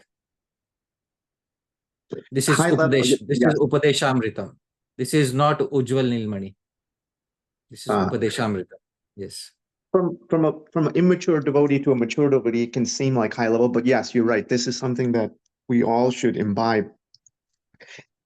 Now, my question relates to, we talk about lobha and whether you have lobha in your previous life and the vasanas, previous tendencies. How does a devotee, this is a general question for most, how does a devotee deal with the insecurity or the inferiority complex that can arise when they say, I don't have this lobha or these previous tendencies? They can become disheartened. What is their process forward? Because a lot of the things we talk about are, deep. And if they don't have that mental aptitude or devotional aptitude in their hearts from previous, it can become, discouraging. Right. But I agree that when, one sees those high requirements, and it is obviously discouraging if one does not have the required acumen for entering into the path. But it is only through this discomfort that one's progress begins. It is only through this getting, unsettled by somebody that one's progress begins. If I could have given you very reassuring words, Sachindra Krishna Prabhu, you are good wherever you are. Just continue for 30 years and you will go back home, back to Godhead. Would you have liked that, or would you like to have some unsettling words which will, make you rethink about what you're doing? What would you like to have, Prabhu? Mentally, I'd like to have the first one. but practically, I'd like to have the one where you put, the work in. Obviously. It's important to be unsettled by somebody, because unless we come out of that comfort bubble where people have put us for so many years by telling us that, just do this for the next 30 years and you will go back home, back to Godhead. And after 30 years, you are still in the very place where you were 30 years ago. Nothing has changed. So it is important that the devotee should be unsettled by the strong words of a sadhu. And therefore, it is important that we should all, try to, even if we feel disheartened, it is at least we know now what is there to be attained. At least we know now what is there to be attained. We know what the goal is. And you know, once you know what the goal is, the very first foundation of the seed of lobha has been placed. Now your mind will not agree to anything else. If I tell you, Sachindra Krishna Prabhu, now for the rest of your life, you have to practice Vaidhi Bhakti, will you agree and say yes? No. Why not? That's what you were doing for so many decades. We want, if you want Krishna, then you want to have the method where you can attain him. So many details you know already, Prabhu. You are situated above millions and millions of people who do not even know these things. Yes, but if you want Krishna, there's nothing else. You have to be ekagrata in your determination. Wonderful. But hence, now moving ahead, you will have to put the required effort in order to understand the Siddhanta, in order to get what you want to achieve, Prabhu. You'll have to cry for it. Just one word, you'll have to cry for it. It's very important. Wonderful. Because unless somebody unsettles you and unless you cry for it, actual progress will not happen. So it's important that you get unsettled and then you cry that I do not have it. And then Bhagwan's attention is attracted towards you. Beautiful. Thank you. I love it. All right, Prabhuji. Thank you. Next, we have Mahesh Prabhu. Hare Krishna, Prabhuji, Dandavat Pranams. Thank you very much, Prabhuji, for a beautiful class. Prabhuji, I wanted to ask you regarding the thing you said that Vishwanath Chakravarti Thakur is saying that we can achieve the kind of attraction for one particular rasa through the mercy of a sadhu. So, Prabhuji, it was just not a little clear. So, is it like, we were discussing in the last class that you will tell about that the rasa is fixed or we achieve it by the mercy of sadhu? So, can you clear a little bit that is it that the fixed rasa we get attraction or we can get attraction to any rasa? If that is the case, then that Nitya Siddha Krishna Prem, we hear that it is fixed and dormant and it will awaken. Can you, how to understand that? Can you throw some light on that topic? In this particular discussion is a very prolonged discussion. When you say Nitya Siddha, that the Jiva has an eternal rasa, what do you mean, Prabhu? That the relationship which we have with the Lord is like it's not to be attained, it is there within, and it is like awakened with Shravanadi and like when you do the process of bhakti. So your This is my understanding. So your relationship with Krishna is already there within your heart. Am I correct? Like I have heard Prabhuji, like whatever this, I just want to do it more clear. Agreed. But whatever you have heard, am I describing it correctly? Does this say like this, the soul, it has a eternal connection with the Lord? So that I will agree. be like, so you already have a rasa within the container of your heart. Am I correct? yeah, yes, just till now I feel like that. And what is covering that rasa? Like it is said is dormant, so like that is not evolved, or like it is in seed form, like they say, and it will like fructify. No, rasa cannot be. You say Not it is rasa, the connection. Yeah, this connection with the Lord. Prabhuji, we are speaking here about very specific. Your relationship with Krishna is defined in the format of a rasa, not in the format of a vague connection. Yes, Prabhuji. Does your rasa with Shri Krishna exist within your heart or not? Yes, I feel like this right now. So what is covering that rasa? Covering means that's why they say it's dormant, like it is. I don't know what is covering. I don't know. Right now, are you experiencing that rasa with Shri Krishna? No. So if it exists and if you are not experiencing it, then it means it is shrouded or covered. Right? Yes, covered. So Yes. what is covering it? Like avidya, or like we are not like slowly will advance, like it is in the seed form, like it has in Chaitanya Charitamrita it is said That's a big philosophy. That's a big philosophical statement to make, right? that avidya can be more powerful than your bhakti rasa? No, sir. I'm not knowing it exactly, shastrically. I just know it's dormant, but it is there. Like, All right. I So don't know exactly what is there. we'll have to study it from the previous acharya's point of view. Avidya, Okay. ignorance, can never cover the bhakti ras of any particular individual. If you have bhakti ras within your heart, it basically means that you have prema towards Shri Krishna. And if avidya starts covering prema, then what will be stronger, avidya or prema? Please tell me. Avidya. Oh, sorry. Yes. Yeah. And if avidya yeah. is stronger than prema, then your constitutional position is the material world, not the spiritual world. Hmm. So we have to think about these things from all angles and then come to a conclusion. I'll not give a conclusion here directly, but I will say that you'll need to study from the previous acharyas what they say about this topic. Means will you be covering it in your future classes? Like some topic is there? In previous classes I had discussed a term called anadi avidya. In this Upadeshamritam sessions, I had discussed what is anadi avidya. How the avidya did not begin at a certain point of time. How the jiva has beginningless avidya within the heart. This was covered in this Upadeshamritam session, but I'm not sure if you have heard that one. Okay, maybe I will refer to the class. Yeah. So your point of view is basically according to the previous acharyas, it is like a gain from a sadhu, like by associating with someone who had this rasa, basically. That's what Srila Vishwanath Chakravarti Thakur said. I'm happy aligning with his mood.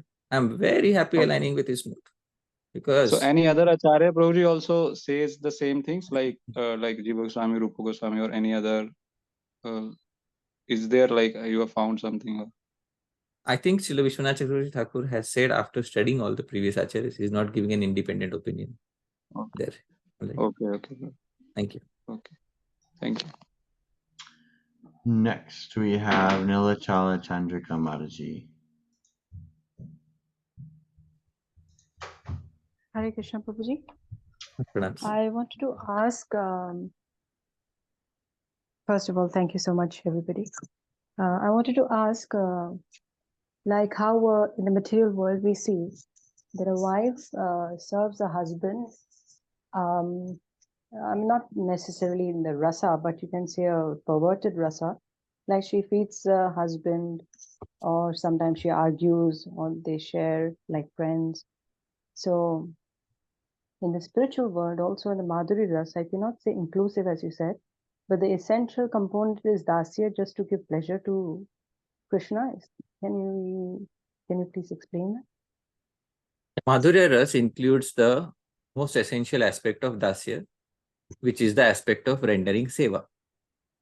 That is what bhakti is. What is bhakti basically? Bhakti comes from the verbal root bhaj. Bhaj sevayam. The very verbal root of bhakti is in the context of seva. The very term bhakti means seva. In Padyavali it is said bhakti seva bhagavato. What is bhakti? Bhakti is seva of Bhagwan. That is what all bhakti includes. So in the bhakti which is there in Madhurya Ras in the spiritual world is obviously seva. But seva, where sometimes Shri Radha becomes higher than Krishna. Seva, where sometimes Shri Krishna becomes higher than Shri Radha. It's a very dynamic rasa, Madhurya rasa. Sometimes Shri Krishna is the one who is dictating the terms of the relationship. Sometimes it is Shri Radha who is dictating the terms of the relationship. That's what Madhurya is. It is a very crooked path. It is not a straight line. So when we go to Bandir 1, we see pictures that the gopis are wrestling with Krishna. We see pictures they may be wrestling with Krishna, but that's not wrestling of equal strength. Wrestling of equal strength is with friends. Wrestling of equal strength is with friends. The gopis know that in terms of strength, they are no match to Shri Krishna, but they still wrestle.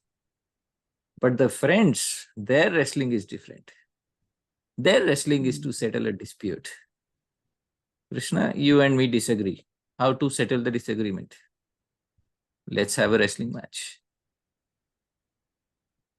That equality of Sakhya is unmatched in any other rasa. Therefore, Rupa Goswami also had to say it in Bhakti Rasamrita Sindhu. Hmm. Okay. Thank you, Prabhuji. Thank you.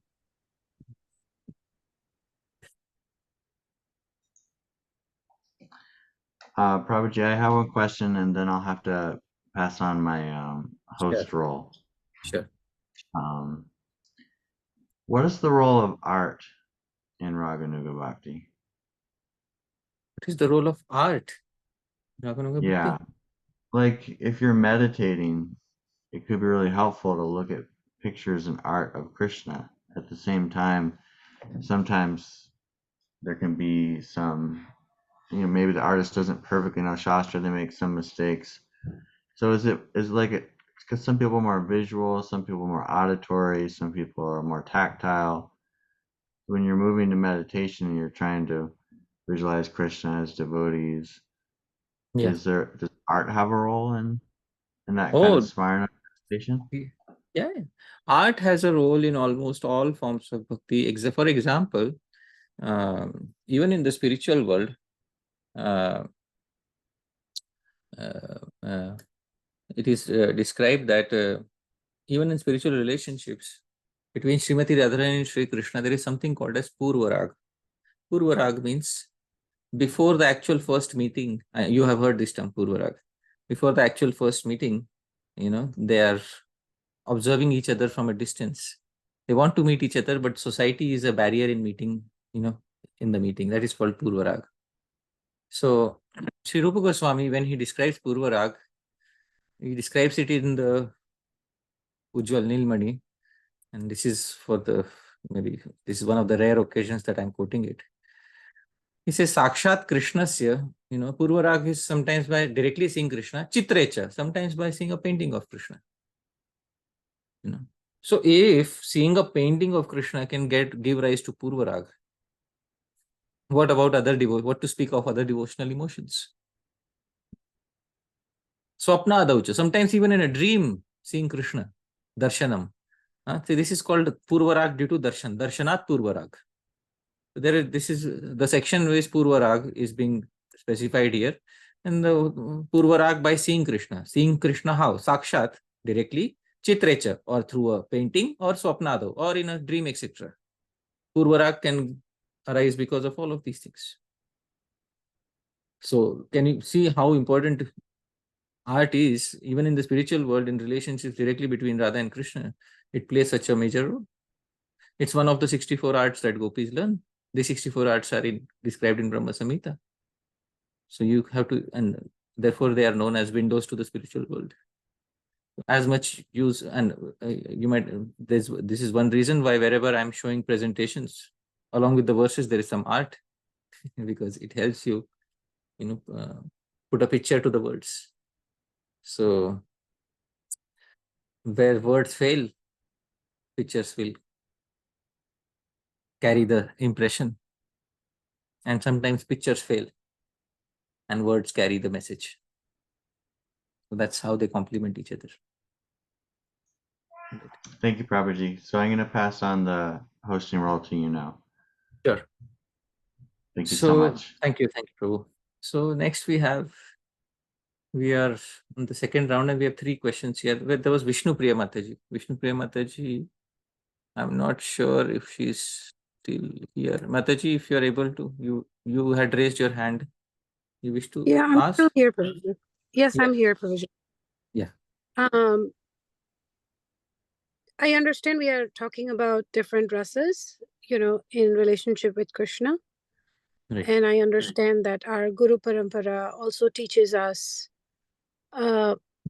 especially I focus a lot on Bhaktivinoda Thakur's songs, where, and I personally feel very much connected with the Sharanagati prayers of just constantly begging for mercy of Krishna, that I'm not qualified to get his glance, but if I can just continue of being a servant to all those devotees who are serving Krishna, and so that trying to imbibe that mood I understand it does fall under the Dasya category.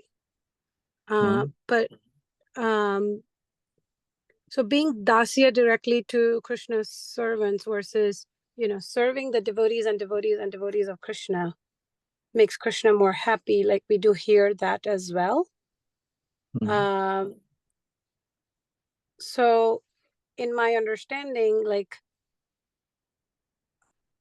what happens to a devotee who is trying to imbibe that mood and maybe is not directly being able to render that kind of service or imbibe that kind of rule, or not feeling qualified to even aspire for that, like not being served. So I'm not able to understand, Mataji. You'll have to slightly rephrase in maybe 1 or 2 sentences. Can you speak the question? So if I wanted to rephrase it, I would say, if the ultimate goal of pleasing Krishna is, the ultimate goal of life is to please Krishna, right? And you can do that through all these different moods, or, where does the category of pleasing the servants of Krishna sort of fall in? Because it's not directly pleasing, but it's in an indirect way. Right. So it's like a long shot, No. One of the best servants of Shri Krishna is Shri Chaitanya Mahaprabhu. Right. And how do you please Chaitanya Mahaprabhu? By understanding all the bhakti rasas and by singing all these bhakti rasas, songs of bhakti rasas for Shri Chaitanya Mahaprabhu's pleasure. Krishna is pleased by serving a devotee, but which devotee? Mataji? A devotee of what caliber?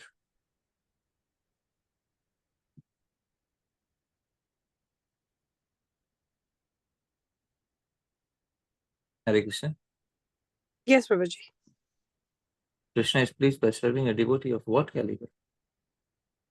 The one who pleases his devotees. Yeah. But pleases which devotee? A devotee of which caliber? That's very important. So therefore, ideally, all devotees should please Sri Chaitanya Mahaprabhu since he is the topmost devotee. And serving Krishna's devotee, pleasing Krishna's devotee is pleasing Sri Krishna himself. Sri Rupa Goswami used to serve Chaitanya Mahaprabhu. He used to sing all these verses for the pleasure of Chaitanya Mahaprabhu. He understood all the bhakti rasas for the pleasure of Chaitanya Mahaprabhu. He wrote Bhakti Rasamrit Sindhu for the pleasure of Chaitanya Mahaprabhu. So obviously it is serving any and every devotee, but it also means specifically serving a devotee who has already attained the goal of life. Okay. So that is very important to use your sense of judgment as to who you are trying to serve, even in that mode of service. Yes. And that's what the 5th verse was all about. Krishneti Yasya Giri, one who simply chants Bhagavan's Naam, render service by mentally offering him respect. Dikshasti Chet, if one has Diksha, offer service by offering pranams to them. So Shrushaya Bhajanam, if somebody knows the science of bhakti, render some direct service to them. And somebody is a pure devotee situated above all criticism, surrender yourself fully to them. That's how the levels of service were defined in the 5th verse. Right. That's what you have to follow. Thank you, Prabhuji. Thank you, Mataji. Hare Krishna. So next we are having Mohit Deshmukh Prabhu. Hare Krishna Prabhu, Dandatana. First of all, I want to say that I'm clear about the fact that we have Anadi Avidya, means because we are the beginningless Avidya of Bhagwan, and we have a beginningless disinclination towards Krishna, as it is said in Shastra that Anadit Eva Bhagavad Paran Mukha. So as Mahesh Prabhuji said about that verse, Nitya Siddha Krishna Prema Sadhya Kabunai Shravanadi Chitta Shuddha Karayodha. So is it not proper that we have that dormant love, or is it that we have dormant love but the avidya is more prominent than the dormant love? which we have in our hearts? See, this question is a very big discussion, because there are some acharyas like Srila Bhakti Vinod Thakur who say that there is dormant, and some other acharyas say there is nothing dormant. It's all received from by the mercy of Swarup Shakti and a pure devotee. So it depends on which opinion you side with. Now you have the freedom to side with an opinion because both the acharyas are from your sampradaya. But that you have to take a clear call after seeing both sides. If I ask you to take one side, then I'll do injustice to the other side. So that you have to come to a conclusion. All right. Sri Mukunda Goswami, the commentator on Bhakti Rasamrita Sindhu, says that bhakti is received from a pure devotee, not that it is inherently present within you. Srila Bhakti Vinod Thakur, Srila Bhaktisiddhanta Saraswati Thakur, he has also commented on Bhakti Rasamrita Sindhu on that verse. And he has said that bhakti is inherent within the jiva. So you'll have to study both sides and see which side you're aligned with. And in case you believe in one particular acharya, it is not a disrespect to the other acharya. It's not a disrespect to have an opinion which is slightly different from a previous acharya. It is not a sign of disrespect. So you can think about both sides and come to a conclusion after mature deliberation upon the topic from all angles of vision.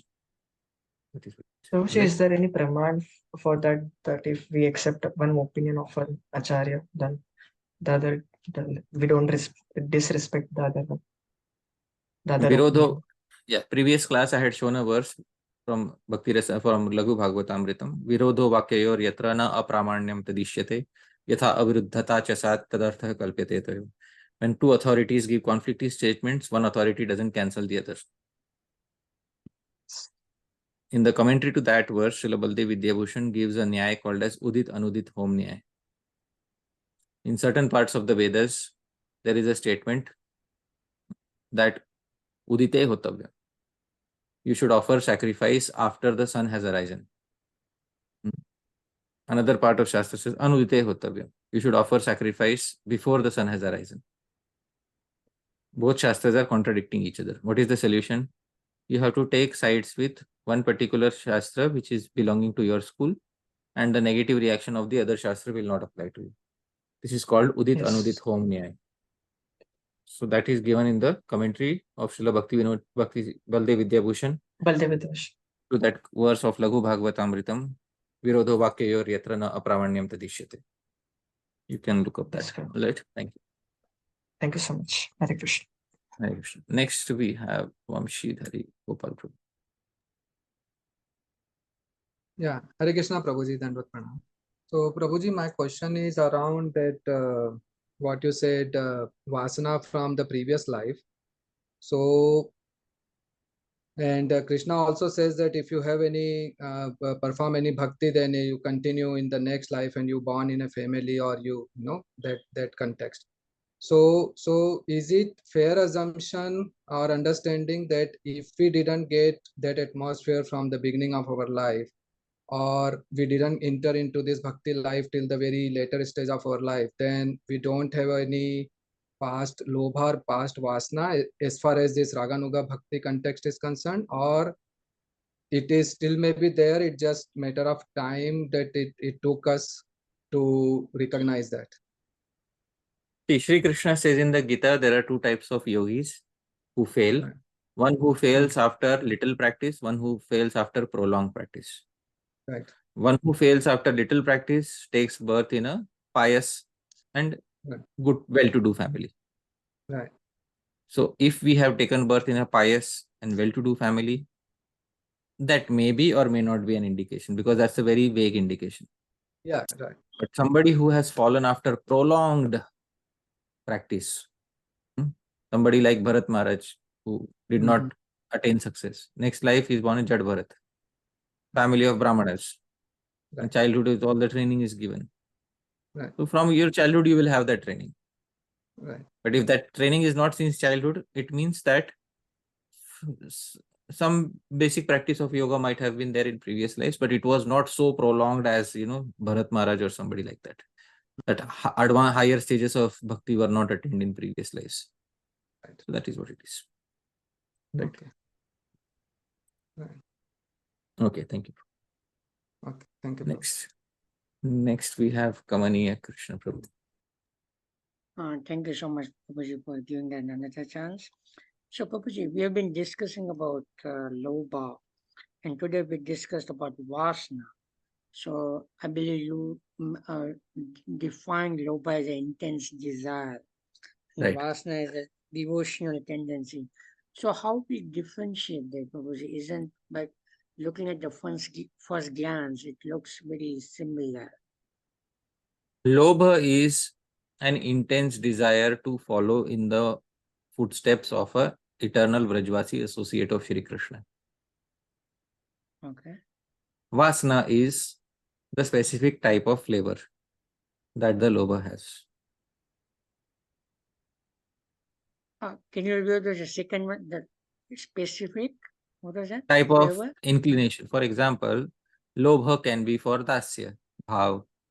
Lobha can be for Sakhya, bhava. Lobha can be for Vatsalya. Lobha can be for Madhurya. So the Vasana decides whether it is Dasya, Sakhya, Vatsalya or Madhurya. Okay. And So, Lobha decides Lobha is the eagerness. okay, sure. All right. Thank you so much, Babu. Thank you. Next we have Mahesh Prabhu. Hare Krishna, Prabhuji, Danat Pranams. Prabhuji, this question is regarding just the recent one of the questions you answered regarding the Smaran in Raganuga Bhakti. So, Prabhuji, can Smaran be practiced as an individual practice also in Raganuga Bhajan? Or it is necessarily to be have with Naam? Naam is a different term. The term used is Kirtan. It is necessary to do it with Kirtan. Naam, it's very important. In Raghavartma Chandrika, Sri Vishwanath Chakravarti Thakur has very clearly said that although, Smaran is the main limb of bhakti, still it has to be performed with Kirtan. He did not use the term Naam, he used the term Kirtan. I will specify what he said and I'm sharing my screen here. You can have a look. This is Raghavartma Chandrika of Srila Vishwanath Chakravarti Thakur. Srila Vishwanath Chakravarti Thakur says, Atra Raganugayam, in this Raganuga Bhakti, Yan Mukhyasya Tasyapi Smaranasya, you know what this Smaran, which is the main limb, Kirtan Adhinatvam Avashyam Vaktavyam eva. It should always be understood to be under the umbrella of Kirtan. So, he used the term Kirtan. Now, what does Kirtan mean, Prabhu? Chanting the glories of the Lord. Only the glories? Kirti, Gan, like. So it is not. What is the definition of Kirtan? Loud singing, like in loud voice, as differentiated from Japa.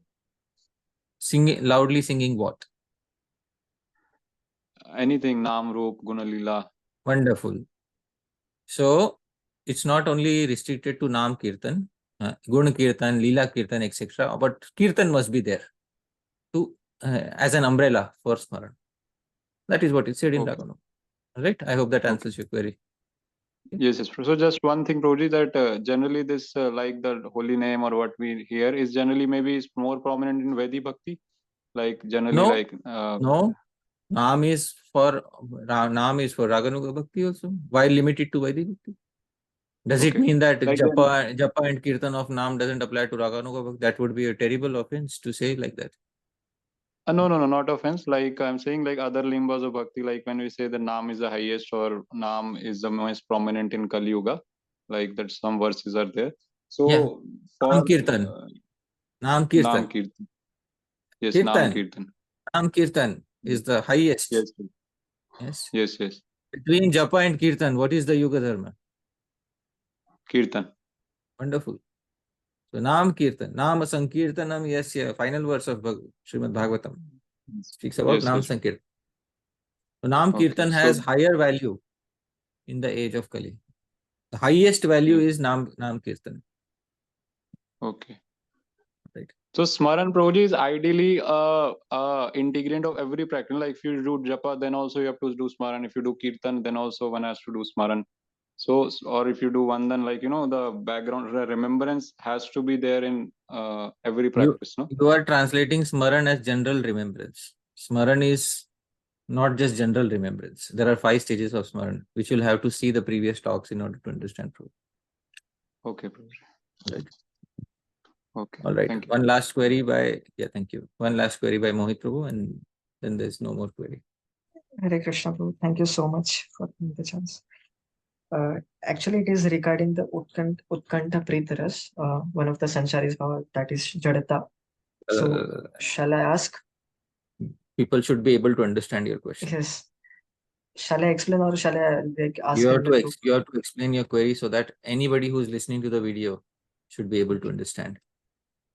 So, like the eagerness of a devotee who has never seen Krishna in his life or any life of his life, never seen Krishna, he feels Utkanta, and Pritam is the another name for Dasya Pritaras.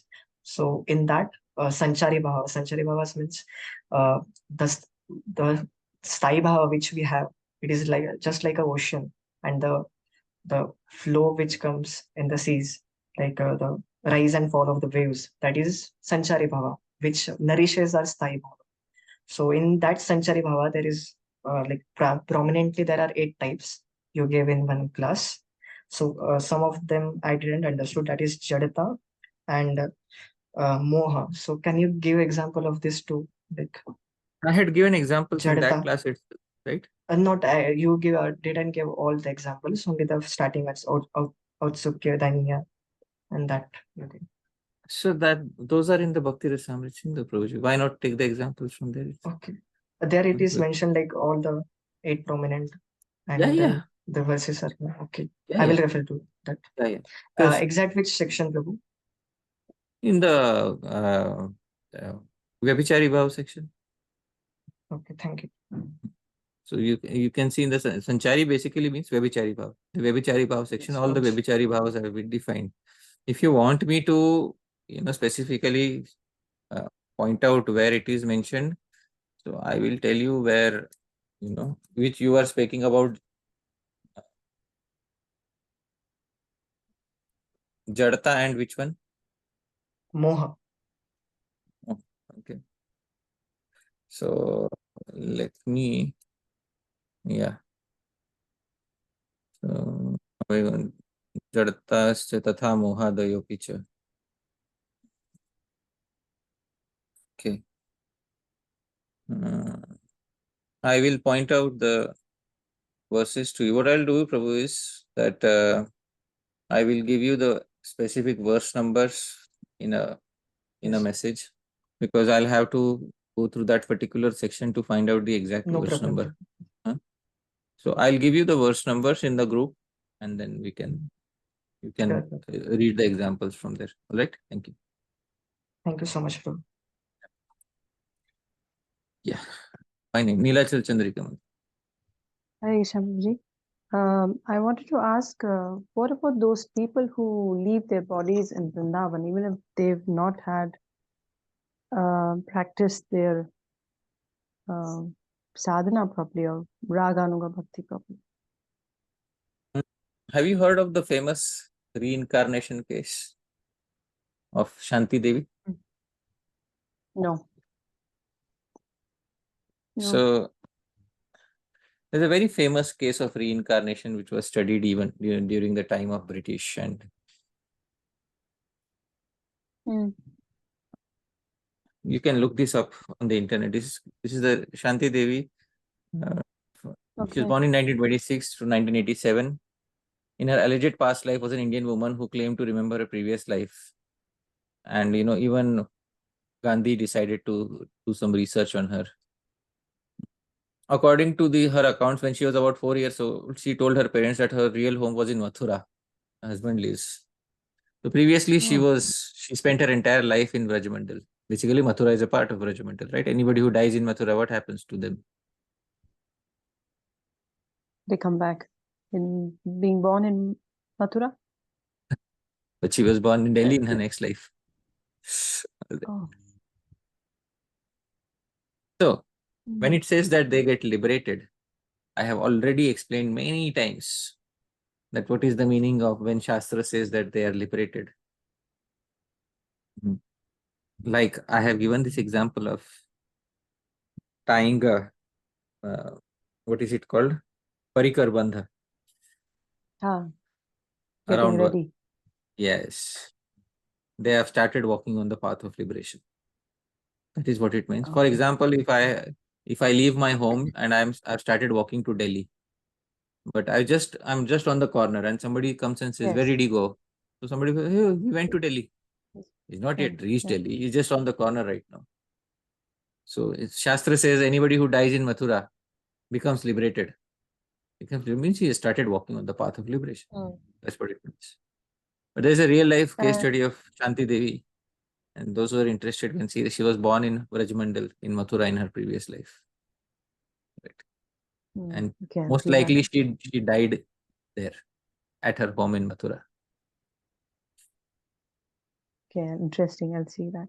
Confirms the principle that unless one has prema, there is no question of going back to Godhead. Right. No matter, where you die. In general situation. Let's say people like to have all sorts of comforting things, I'll just die in Vrindavan. Yeah. It's my job to shatter the comfort bubbles. Because it's important to make people realize that unless they have the real substance, which is prema, they're not going to go back to Godhead. Sweet illusions. Yes, thank you. Very nice. Very nice. Sweet illusions have to be broken. Yes. What about those? We see a lot of monkeys here and the hogs, and I've heard that this is their last life. How is that in Vrindavan? See, the thing is, Shastra also says they get liberated. But when it says they get liberated, it means that they are on the path to liberation. Also, there's another possibility that somebody may be very devoted and may leave their body in Vrindavan. There's a Vaikuntha within this material world known as Prapanchik Vaikuntha. So somebody can go to that Vaikuntha for some time and then come back to earth and continue their bhakti. So that is also discussed in Bhakti Sandarbha. So there is a Vaikuntha within this material world known as Prapanchika Vaikuntha. So all these things are discussed in the Sandarbhas by Shri Jiva Goswami, but you will have to refer to those particular sections in order to understand what is being said. Thank you, Prabhuji. All right. Utmost thank you. Thank you. Okay, so that's it. All the queries are done. Dhāmeśvara Mahaprabhu, if you're there, you can take over, or if you're not there, then I can end the call. All right. So I think looks like he's not there. Thank you very much, dear devotees, for finally being here. We'll pause, this particular session here now. And thank you very much all for being the part of Śrī-Upadeśāmṛtam. Hare Krishna. Thank you so much. Yes, praise Hari Parsha Prabhu. Thank you very much, Prabhuji. Prabhuji. Hari Parsha Prabhu ki jai. Prabhuji ki jai. Prabhuji ki jai. Thank you so much for guiding us, Prabhu. Thank you, Prabhuji. Hari Parsha Prabhu ki Thank you jai. so much, Prabhuji. Jai. Clearing our doubt, Thank you, Prabhuji. Prabhu. Srila Rupa Goswami ki jai. Thank you. Jai. Hare Hari Parsha Krishna. Prabhuji ki jai. Srila Rupa Goswami ki jai. Hare Krishna. Hare Krishna. Hare, thank you, Prabhu. Hare Krishna. Thank you. Thank you. Thank you. I'll leave now. Hare Krishna.